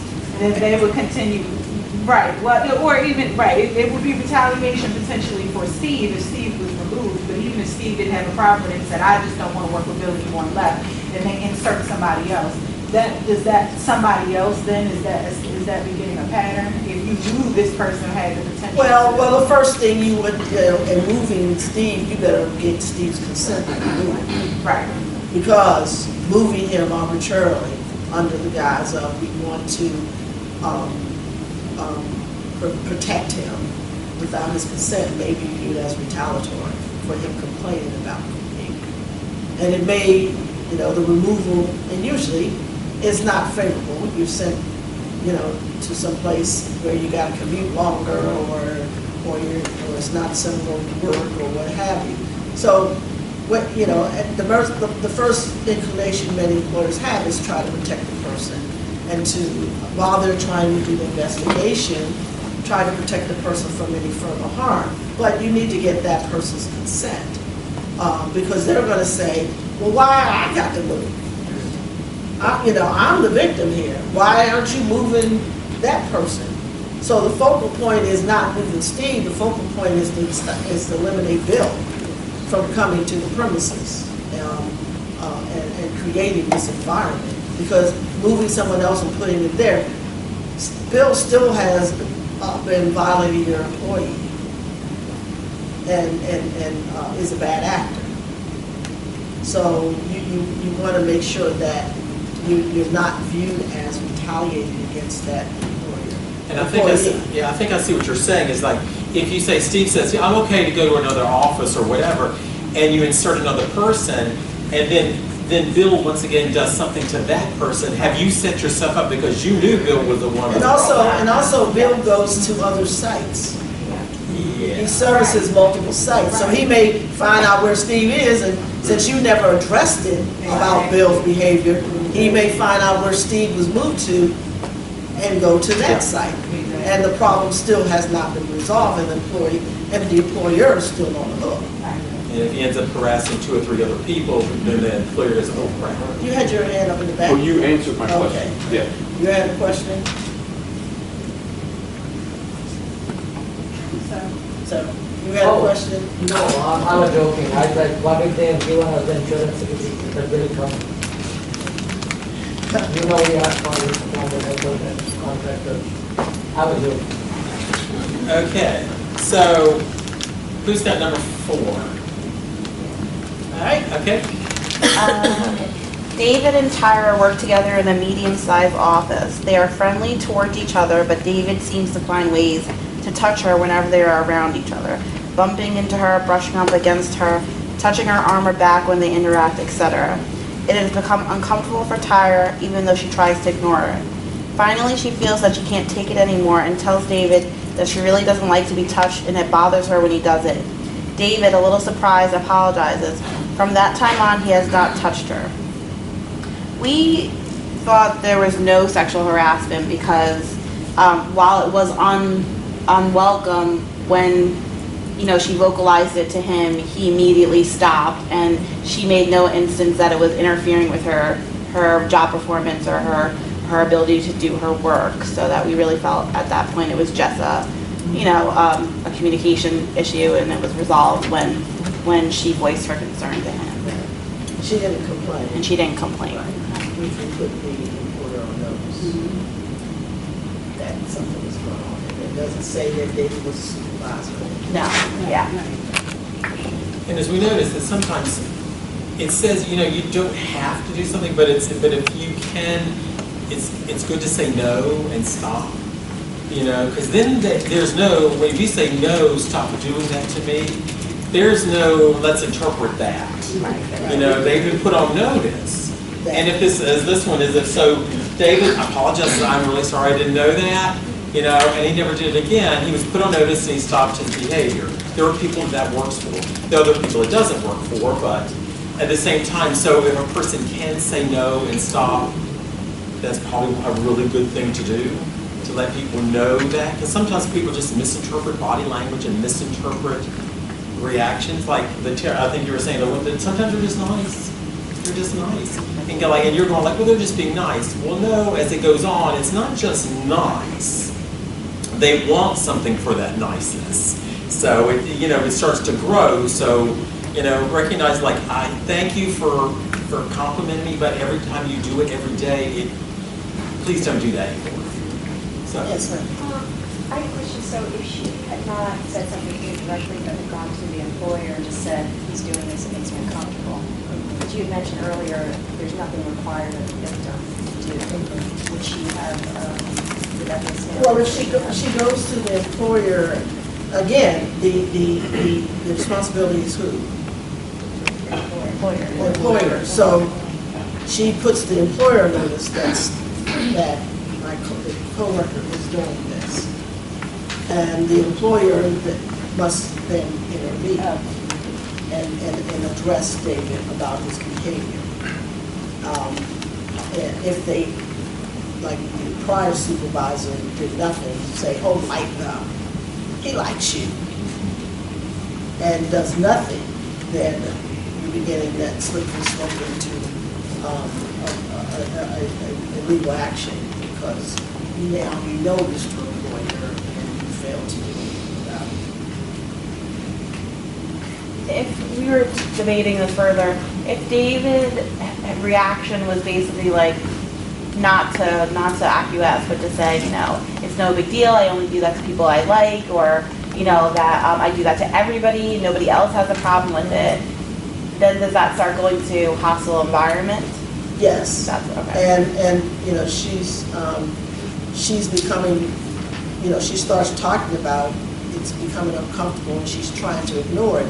So then she finally says, I can't deal with this anymore. Then you would look at, is this impacting the work? Okay.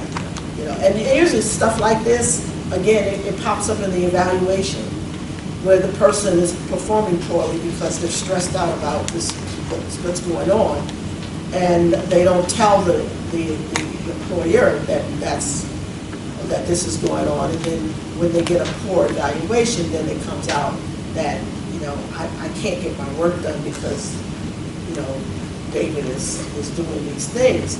Well, the employer, is the employer going to be responsible for something they didn't know about? You know, they can't fix what they don't know.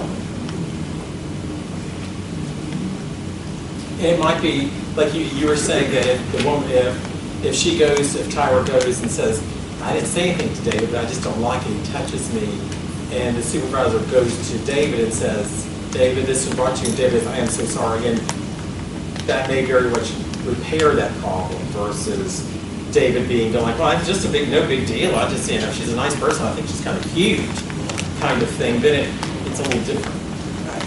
That's when the supervisor has to step in. Yes, it's a big deal, leave her alone. Mm-hmm. She's expressed that she doesn't want it, and we don't approve of this kind of behavior system, so knock it off.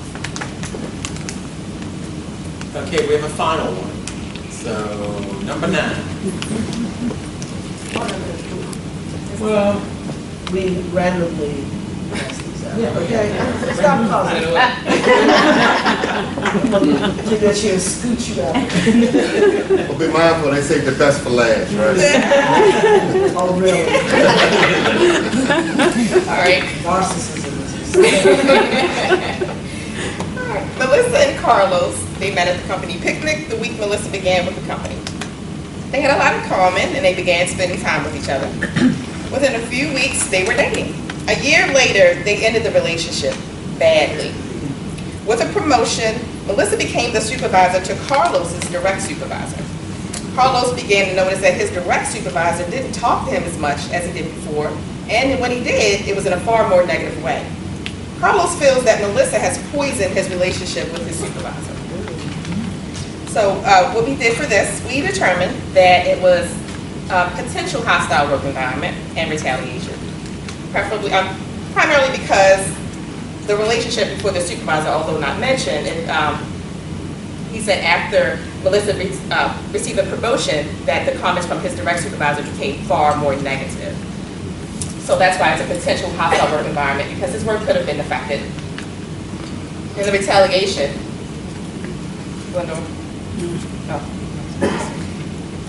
you guys want to chime in? Okay. The retaliation. There's 5 of you. I heard something, I'm sorry. And the retaliation piece, because it happened after their relationship, and this is affecting his relationship with his direct supervisor. And now that Melissa is the supervisor of his direct supervisor, and they didn't have this negative relationship until after they broke up, it may be some potential retaliation. Romance is gone bad. There's nightmares of employers. That's why private employers have anti-dating. They have nepotism policies. They have, you get married, one of y'all has to go. Because they potentially can turn into sexual harassment, where one person ends the relationship and the other one doesn't want the relationship to end, and so they are still pursuing. Now, this scenario it's kind of difficult to know if it's sexual harassment or whether it's just somebody being a bad supervisor, or whether or not the direct line supervisor has heard rumors or what have you, but is it of a sexual nature? Is it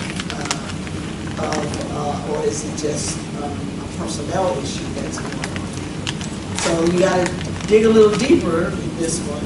You got to find out what does the direct supervisor know. Is he carrying out things based on what Melissa is directing him to do? Because it doesn't fit neatly in any one of these. Because you're not having an action against Carlos by his supervisor of a sexual nature. And you're not having a hostile environment created with sexual tinged behavior directed to impacting Carlos's work. But can't you, go ahead, no. But can't you, if Carlos came to HR complaint, the HR would be obligated to investigate whether it's a retaliation in some way, because Right, I'm not saying you don't look into it, because there may be something, because he's saying he believes she's poisoning the relation with the supervisor, which is creating hostility, because he's feeling the supervisor now is not talking to him, and then you have to see if there's any employment action taken against him as a result of this change in their relationship. Is the supervisor now giving him worse assignments, or not letting him go to training, or not telling him about meetings and then writing them up? Or is he taking anything other than not talking to him? Okay, that's kind of like not talking to him, because that's not an employment action. But you got to see if there is some employment action, and is it impacting his ability to do his job, and whether or not there's evidence that Melissa has said anything to his direct supervisor, because it may be the direct supervisor, he may be acting that way for some other reason. It has nothing to do with Melissa. But you have, the investigation is to try to find that out. What is the reasoning behind the direct supervisor's behavior? And whether it's Melissa or something else he found out, and he's behaving in that manner. Supervisor may have his own problems, and he's not talking to anybody. So you gotta find that out. Because the supervisor can have a thing for Melissa. So the direct supervisor could have, and so he's punishing. And Melissa may not have said anything, but he knew about it, but he may not, Melissa may not have said anything, but he's like, you treat her bad. Is the supervisor female or male? But we don't know, it just says direct supervisor. Yes. As you the person who raised their hand behind. No, okay. Glenn, what about if Melissa became the supervisor? Direct supervisor. Direct supervisor. Then you have, because of that relationship, between the two of them, you have the sexual part coming into play, and that her actions and her treatment of him may be based on the fact that that relationship went south. And now he's suffering consequences in his employment because of that relationship going bad. And it's created that hostility in the environment. Or she may take actions against him. She may try to drive him out of the company. I don't like Melissa. Said I see, assuming Melissa had anything to do with this, because Melissa may not have had anything to do with this. No, but that could be harassment, but not sexual harassment in both cases, whether she becomes the direct supervisor or indirect supervisor. We will have to show that it's because of his sex that he's being harassed. You have to show, in order for gender harassment, that it's because of his gender, male, that he's being harassed by. The direct supervisor, because he's the one that's doing, the only action you know of is the direct supervisor who isn't talking to him. You have nothing, no action by Melissa anymore. You have no action by Melissa.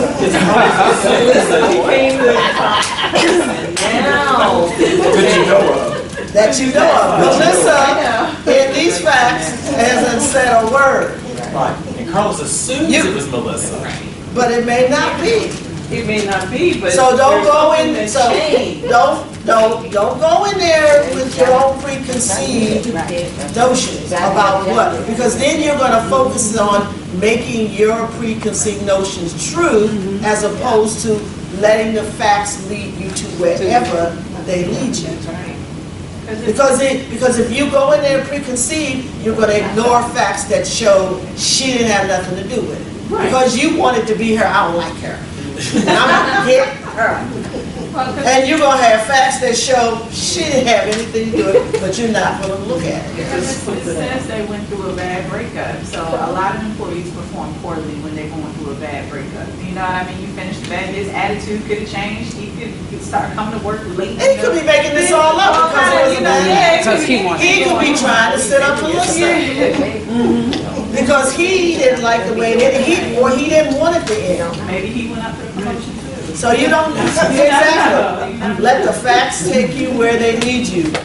You know, don't jump to conclusions and presume that you know the answer without investigating and getting the facts. Because these things can twist, turn all kinds of ways, and then you be sitting there going, wow, that's not what I thought.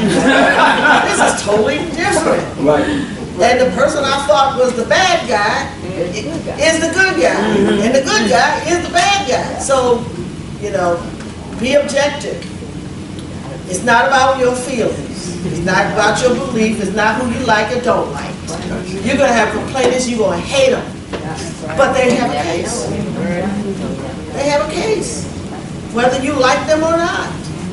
And that's where your professionals will come in. You take a deep breath, take a drink, Or water.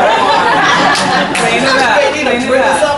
Johnny Walker. So I try to understand that it isn't about me. It's not really personal. They're not really attacking you. They're attacking what you represent, and they're feeling not having power, and that I told you and you need to do something. I need you to fix this, and you're not fixing it, or you're not fixing it fast enough. So then the hostility that they really are directed toward the employer is directed toward you. And that's when you have to realize it really isn't about me. I got to focus on where the job at hand and where are the facts going to lead. And really, I mean, when you hear stuff in terms of sexual harassment, some of this stuff is bad. It's nasty. It's like dealing with rape cases. People are emotional, people are upset, and you're going to have to ask hard questions because you need to know exactly what happened. Don't ask the question and say that was sexually harassed, say, okay, I'm not going to cry. You got to cry. You have to find out what did he say, what did he do, when did it happen, if you can recall. They're going to be upset, and you may be in tears too, but you need to get the information so that you are accurately reaching a conclusion. Because, you know, this is a very sensitive area. And it's very hard when things have really happened and are the extreme part that are really, you know, people have gone over the edge. Then it's really difficult to deal with, but you have to do it. You have to make that input. Yes. And I guess I would suggest if it's a situation that you may be too close to, if you don't have in-house capacity to do the investigation, come to one of the other agencies. Right. Get another agency to do the investigation for you, or another person to do it for you. Or sometimes you know, it may be higher up. Maybe somebody higher up who's involved, assistant secretary or somebody is involved, so that you're not put in a position of having to do that. Get another agency, a neutral person come in that has no ties to anybody, and can do the investigation objectively without worrying about, am I going to get fired, or worrying about, well, I like this person, I can't believe he did it. Because we do that. Oh, I know him. There's no way he could have did it. There's no way she could have did it. But then you're being subjective. You really don't know that person. You think you did, but you really didn't know. And somebody else comes in objectively and looks at it and puts this out there, and you're like, wow, I didn't know that. So that's another option. In these kinds of cases, get somebody else to do it as opposed to you doing it. Okay, let's go run through this case law stuff and answer some of those questions that were out there, and then we can get you guys out of here. So, there were 2 cases that were decided in 1998. They were by the Supreme Court, which set the standard of what we use now to do sexual harassment analysis. It was Ferger versus City of Boca Raton, and then we have Burlington Industries. Both decided the same day. Both dealt with sexual harassment, with, of course, the facts being a little different on terms of their particular place of employment. But they said the same thing. They killed a whole forest worth of trees to write the opinions and the dissenting opinions and the concurring opinions, and there was multitude. People spent almost a whole year poring over these 2 decisions, trying to determine was there any difference, and finally concluded there wasn't. We don't know why and this is very rare, why they felt compelled to hear both cases and give an opinion in both cases in which they reached the same conclusion. However, these are the foundation for how we look at sexual harassment cases now. So I'm going to highlight some of the significant points and then break them down. 1, it expanded the employer's liability. It created new affirmative defense. So court said, we're going to expand your liability in certain types of harassment cases, but we're going to give you a defense. We're going to identify a defense for you. It eliminated the distinctions between the 2 when it's a supervisor in terms of the liability. If it's a supervisor doing it, whether it's quid pro quo, or if it's hostile environment, we're going to look at it differently than we do when it's co-workers that are behaving. So, the employer's liability. Employers are vicarious liable for the supervisor agent for both forms of harassment if it's a supervisor. And the harassment culminates in a tangible employment action. It has to culminate in a tangible employment action. Simply because there is the supervisor subordinate. If the supervisor doesn't take an employment action, whether the benefit or to punish the person, then there will be a defense. Now, who is a supervisor? Power to hire and fire, significant control. Supervisor need not be designated as such. However, there's a little monkey wrench of authority to affect the terms and conditions of employment. Vance versus Ball State came out 2013.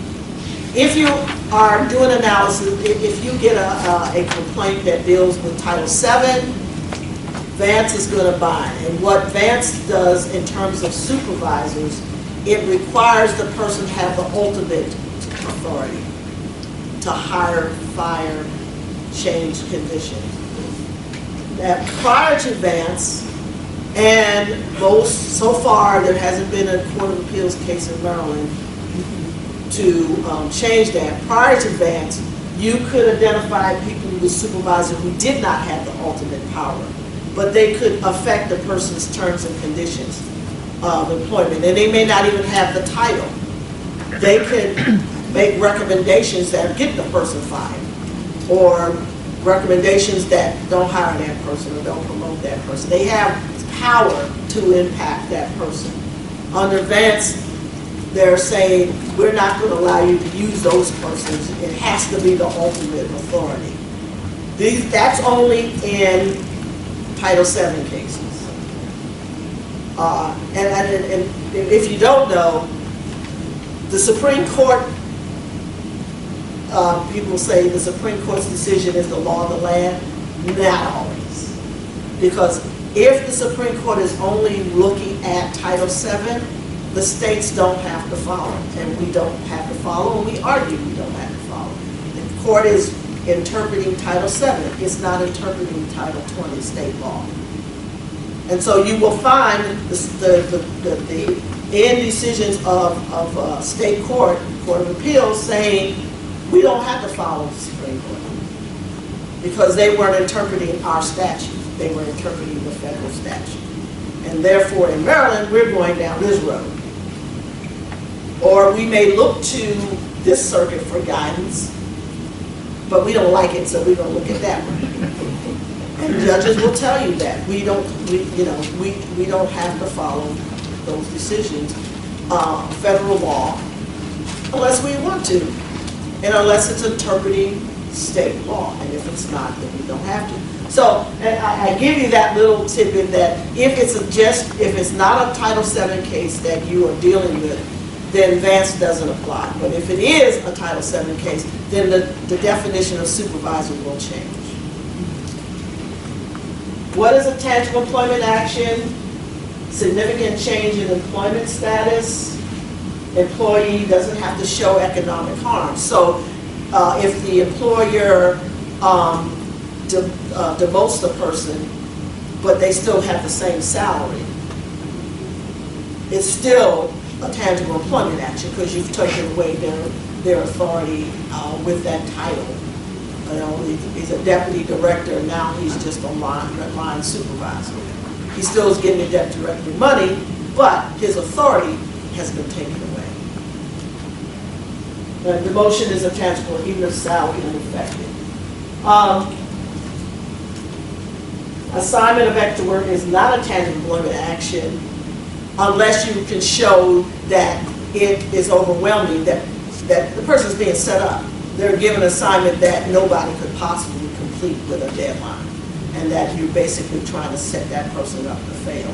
But if they're just given extra work, that is not necessarily going to be looked at as a tangible employment action. Date of the tangible employment action is not controlling. For instance, sometimes an employer will set the person up. They know that in 2 months they're going to have layoffs. And so they wait for the layoffs to get back at that person. And they will, when the layoff request comes, guess who's on the list? Previously, that person would never have been considered, but they're on the list now. So that may be a considered employment action, even though it took place later. So this defense will kick in for the employer if there is no tangible employment action. So you may have the supervisor harassing the complainant. However, they didn't take an employment action. They didn't fire them, or they did not promote them. They did nothing. Now, it doesn't mean there isn't any harassment. It just means that now the employer has a defense. And that the employer exercised reasonable care to prevent, correct, promptly any sexually harassing behavior. So the idea, the court wants the employer to be able to get in there once they become aware of it and correct it and prevent it from happening. Any of the sexual behavior.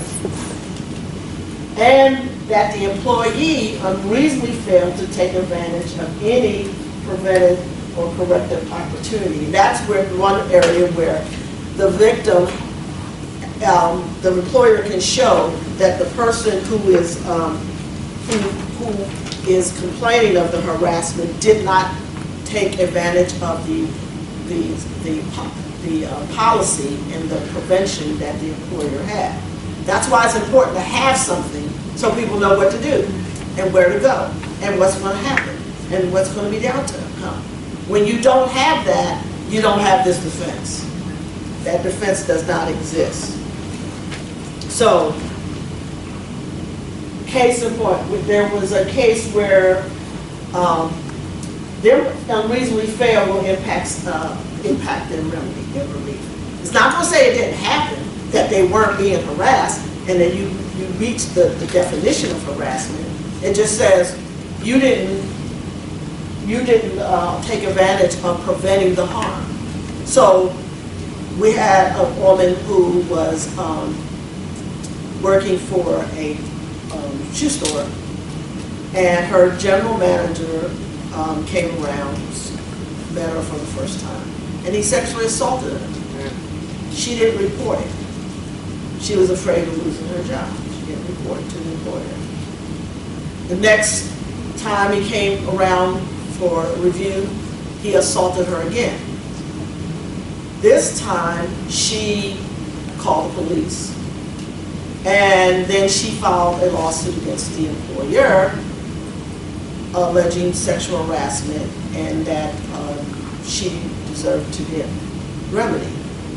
The court found, yes, we agree, you were sexually harassed. The employer did have a policy and a process, a reporting system, and who to call.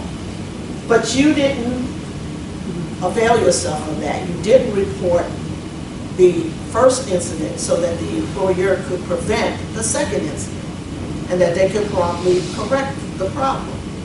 So they found in her favor that she did establish a case of sexual harassment, but her remedies were minimized. Her damages were very low because she did not prevent the harm of the sexual harassment. And they had no knowledge of it until she filed suit against them. Yes. In your scenario, when you said it was general manager is the employer. Who else is the employer? Employer company name is just a name. I'm talking about a case, I'm not talking about a scenario. I'm just giving an outcome of what happened to the person and where the purpose of the explanation is where the impact of the person not unreasonably failing to report. But my question was, this person was the topmost person, general manager of the company, this is the topmost, the chairman or the general manager. Now you are complaining against them to who? They are the one who... They had a policy that said where you could complain. She did not use the policy. She didn't have to report to the owner or to the general manager. There was and which is why you have a third neutral party for the person to report to other than a supervisor or a district supervisor or manager. You have a designated HR person, a designated fair practice person, an EO person who is responsible for taking those complaints and doing the investigation to determine what, if anything, the company's going to do. So that people, because in the old days, the old policies had the person reporting to their supervisor. Well, gee, that's the person doing the harassment. You know how far that's going to go?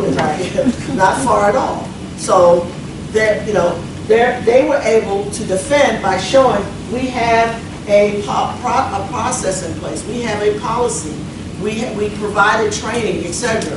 And she didn't take advantage of it, so we didn't know, and we couldn't do anything about it, so that we could have protected her from another assault. Needless to say, criminally he was prosecuted. But in terms of her civil litigation to get damages for the harassment, which was established, it was she didn't get as much as she would have gotten if she had complained. Did one of the employees said, I didn't know about the policy. I never orientation Well, that to would, give that would go to cut down their defense. Would the employer need to prove that they made the policy available to everyone? Again, that, everybody's gonna have to prove their position.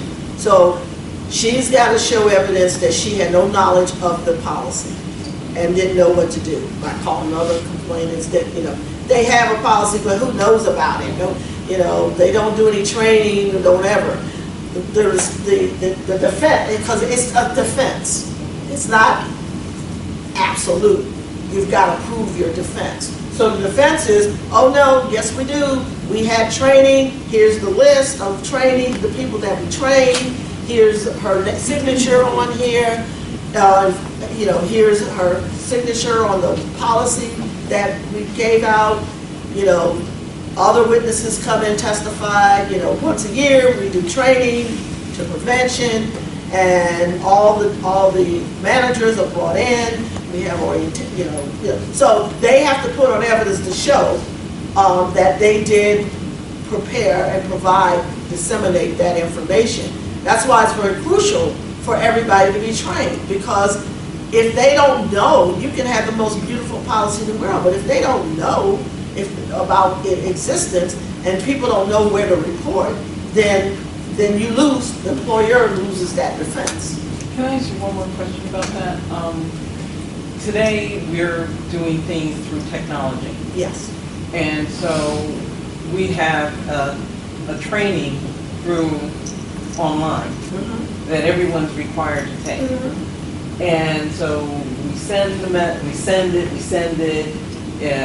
Especially I'm in an educational environment, faculty sometimes have to go, and for the summer, you're chasing them down. If something happens, would our email trail you have to justify that okay, we me sent as them? prosecutor, Yeah. prove it to me that they took that training. Or prove it that they were given that opportunity, but say the ones that didn't take it, because we're into this trying to figure out what to do. And that's the weakness of doing webinars and sending stuff out, because I know taking them myself. I mean, you can turn them on. Okay, is it done yet? Like, I did it, and I did nothing.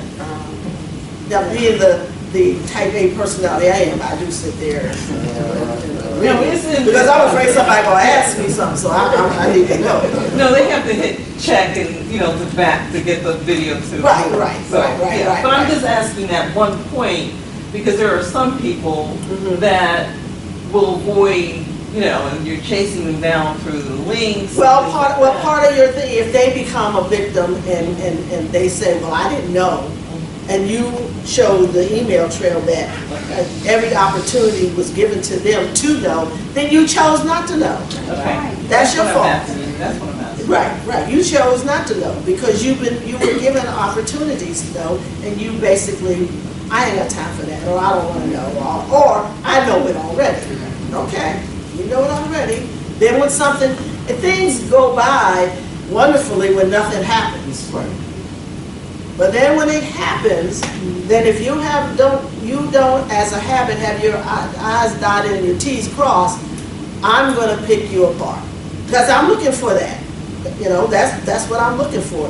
Where did you miss? Where did you slip? What did you not do? Were you inconsistent? Who knew, who didn't know?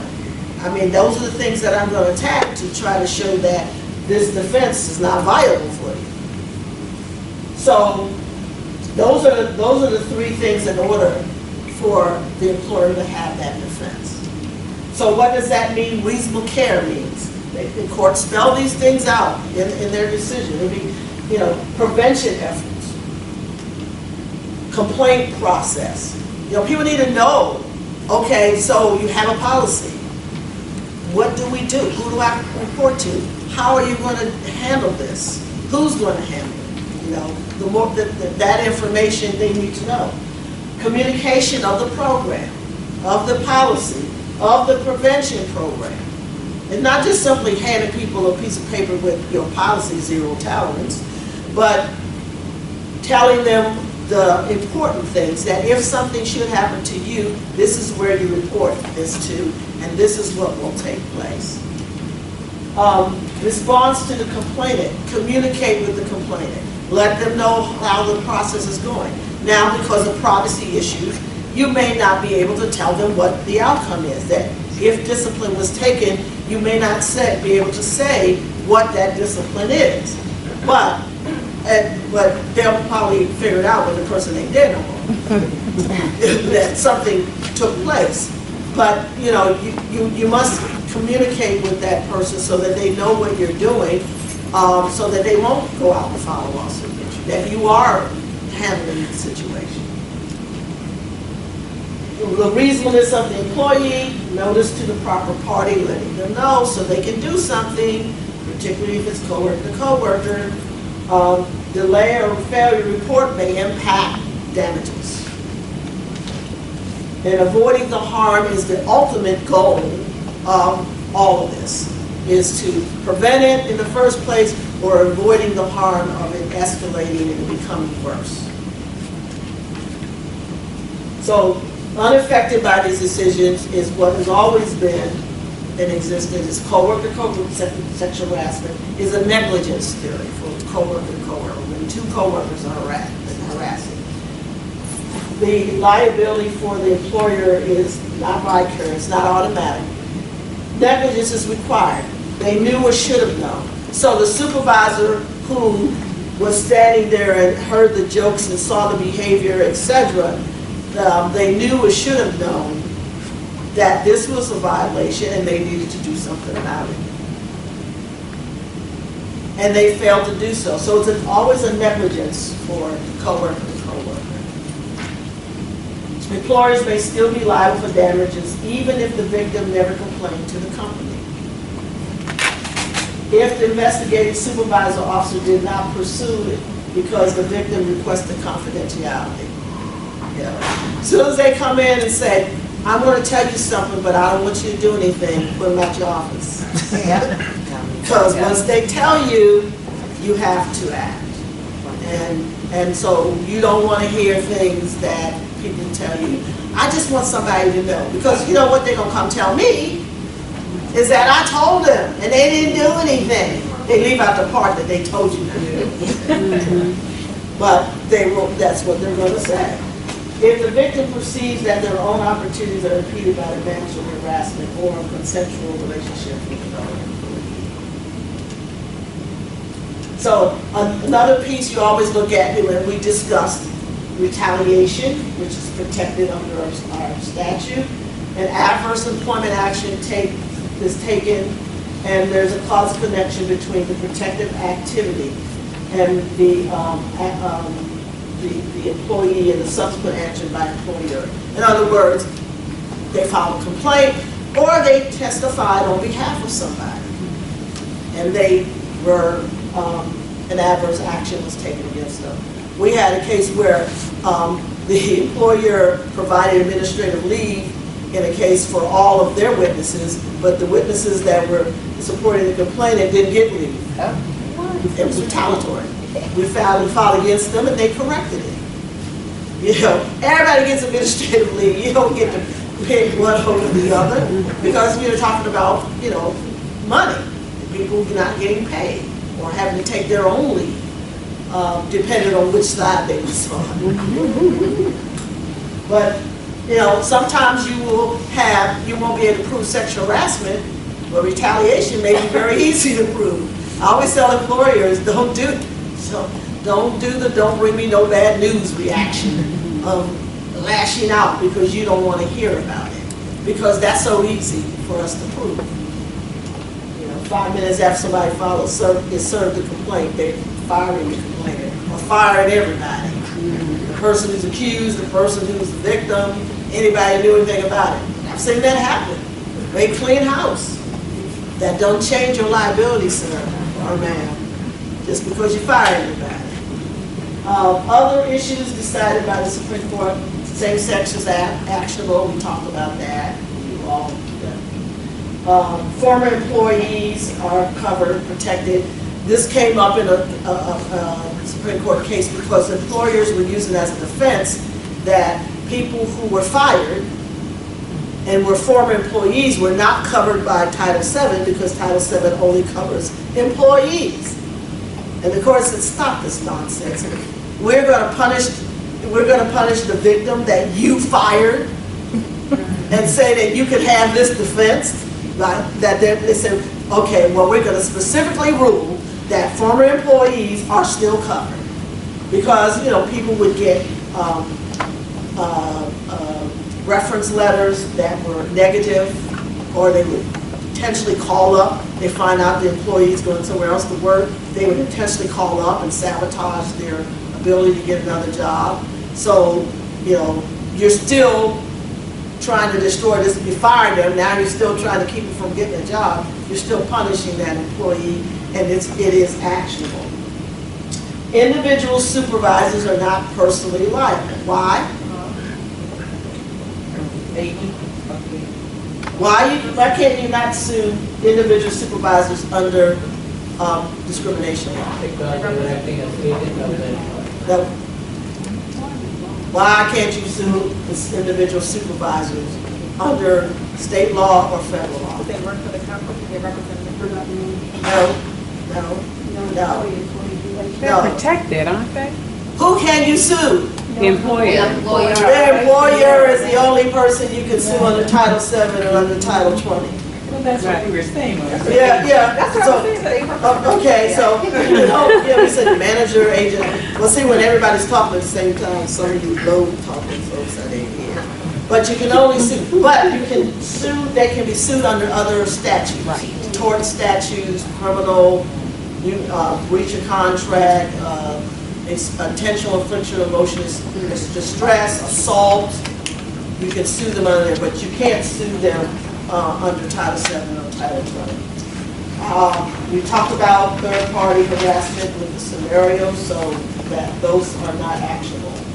And so, here we go. Here are the top 10 best practices. Right, so two things. I'm going to go over this one, but I also want to let you know in the very back, when you leave, there is a certificate that you can pick up and fill your name in. That's number one. Number two, there is a resource bibliography, you know, for that. Another top 10 best practices and a copy of our slide presentation. So it's all back on the back table as you leave. Just pick those up. And so, 5 minutes. See, I can do this. I wish graduate school was this fast.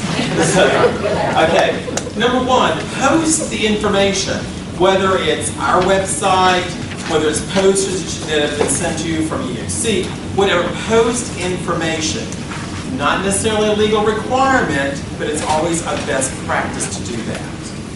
Because a lot of people will always say, would I be in a breach of the law if I don't post it?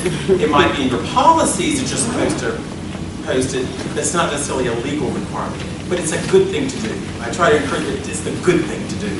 So, and it's helpful when someone says it's been posted. It's been posted in 14 places. You know. The only thing that you require that's in our statute that has a posting requirement is the information for reasonable accommodation for pregnancy. There is a posting requirement. Okay, training.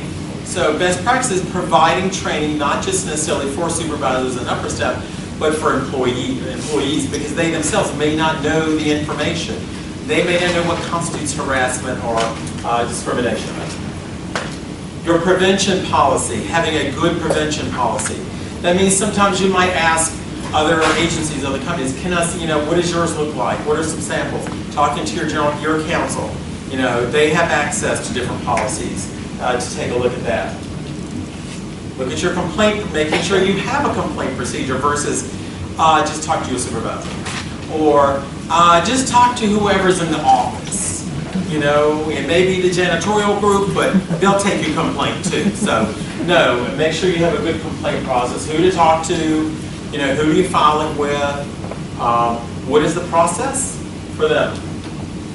Communicate, this is a key. So many people just say, I turned in the complaint and I never heard another word. So communicate. If we feel like we're getting the information, we begin to feel like once again someone's really listening to us and taking our complaints seriously.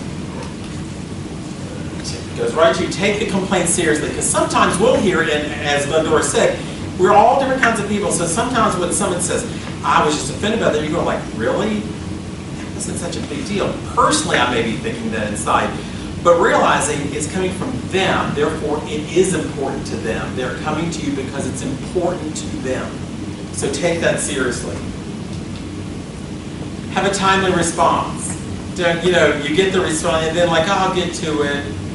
Oh, I got vacation for 2 weeks, and then let's see, we've got the big program coming, so maybe in 6 months, I'll get back to you.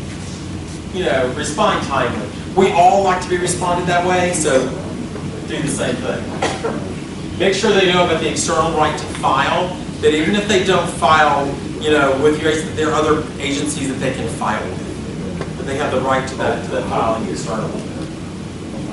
Consult your counsel. A lot of times people, as you know, people will just make a decision, a supervisor will just say like, you're fired.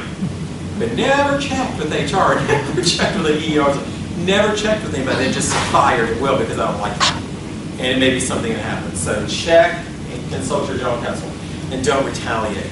This is probably the hardest thing as humans, because if we feel like we've been aggrieved because someone says something to us, we have this need to want to get back at them and punish them in some way. So, but do not retaliate. Are there any questions? And look, I'm right exactly. Are there any questions? Go, of course. Yes. I'm just curious. Why didn't you give us the copy of this slide before? Because I was asking you questions and I didn't want you to see the answer. Because a lot of times, and you know this, if you've ever been if you're giving this away ahead of time, immediately people start doing this. And then all of a sudden they go like, oh, I'm going to do this. I'm going shopping at Wiggins. That's why. So I can just take the slides and leave. Yeah, so people have done that. But it also gets people to interact a little bit more, knowing that you have it, it's back there, so it frees people saying like, I don't have to write everything down. I know it's coming, but I don't have to hold it in front of me all the time. Are there Thank you for your participation. Thank you. Personally, on behalf of the county executive, on behalf of our commission, Chair Merrill Smith, from the Human Relations Commission here in Prince George's County, thank you for your attendance today. And I'd like to thank Glendora Keith and the staff of the Maryland Commission on Civil Rights and my good friend Alvin Gillard, the executive director, for allowing them to come to Prince George's County. We hope to have them back again in the next few months to have other kinds of events like this, spreading information. Also, you can not only make a complaint to the Maryland Commission for Civil Rights, but you can also make a complaint, especially in this category, to the Prince George's County Human Relations Commission. We're partners in this effort. Sometimes it is more convenient to come to Upper Marlboro, but sometimes you want to have nothing to do with Prince George's County and you want to go to our partner in the state who can also perform a similar task. But the difference, major difference, is that if it's an employment situation, we can take cases down to an employer with only one employee, or 2 or 3 employees, right? So we have a little more expansive protection. So please give us a shout. We can answer some questions, and maybe we can refer to the Maryland or our federal partners at the POC. All right? Thank you very much. Thank you. All right. Thank you. Appreciate it. Thank you. You have materials in the back table. Please pick up the material on your way out.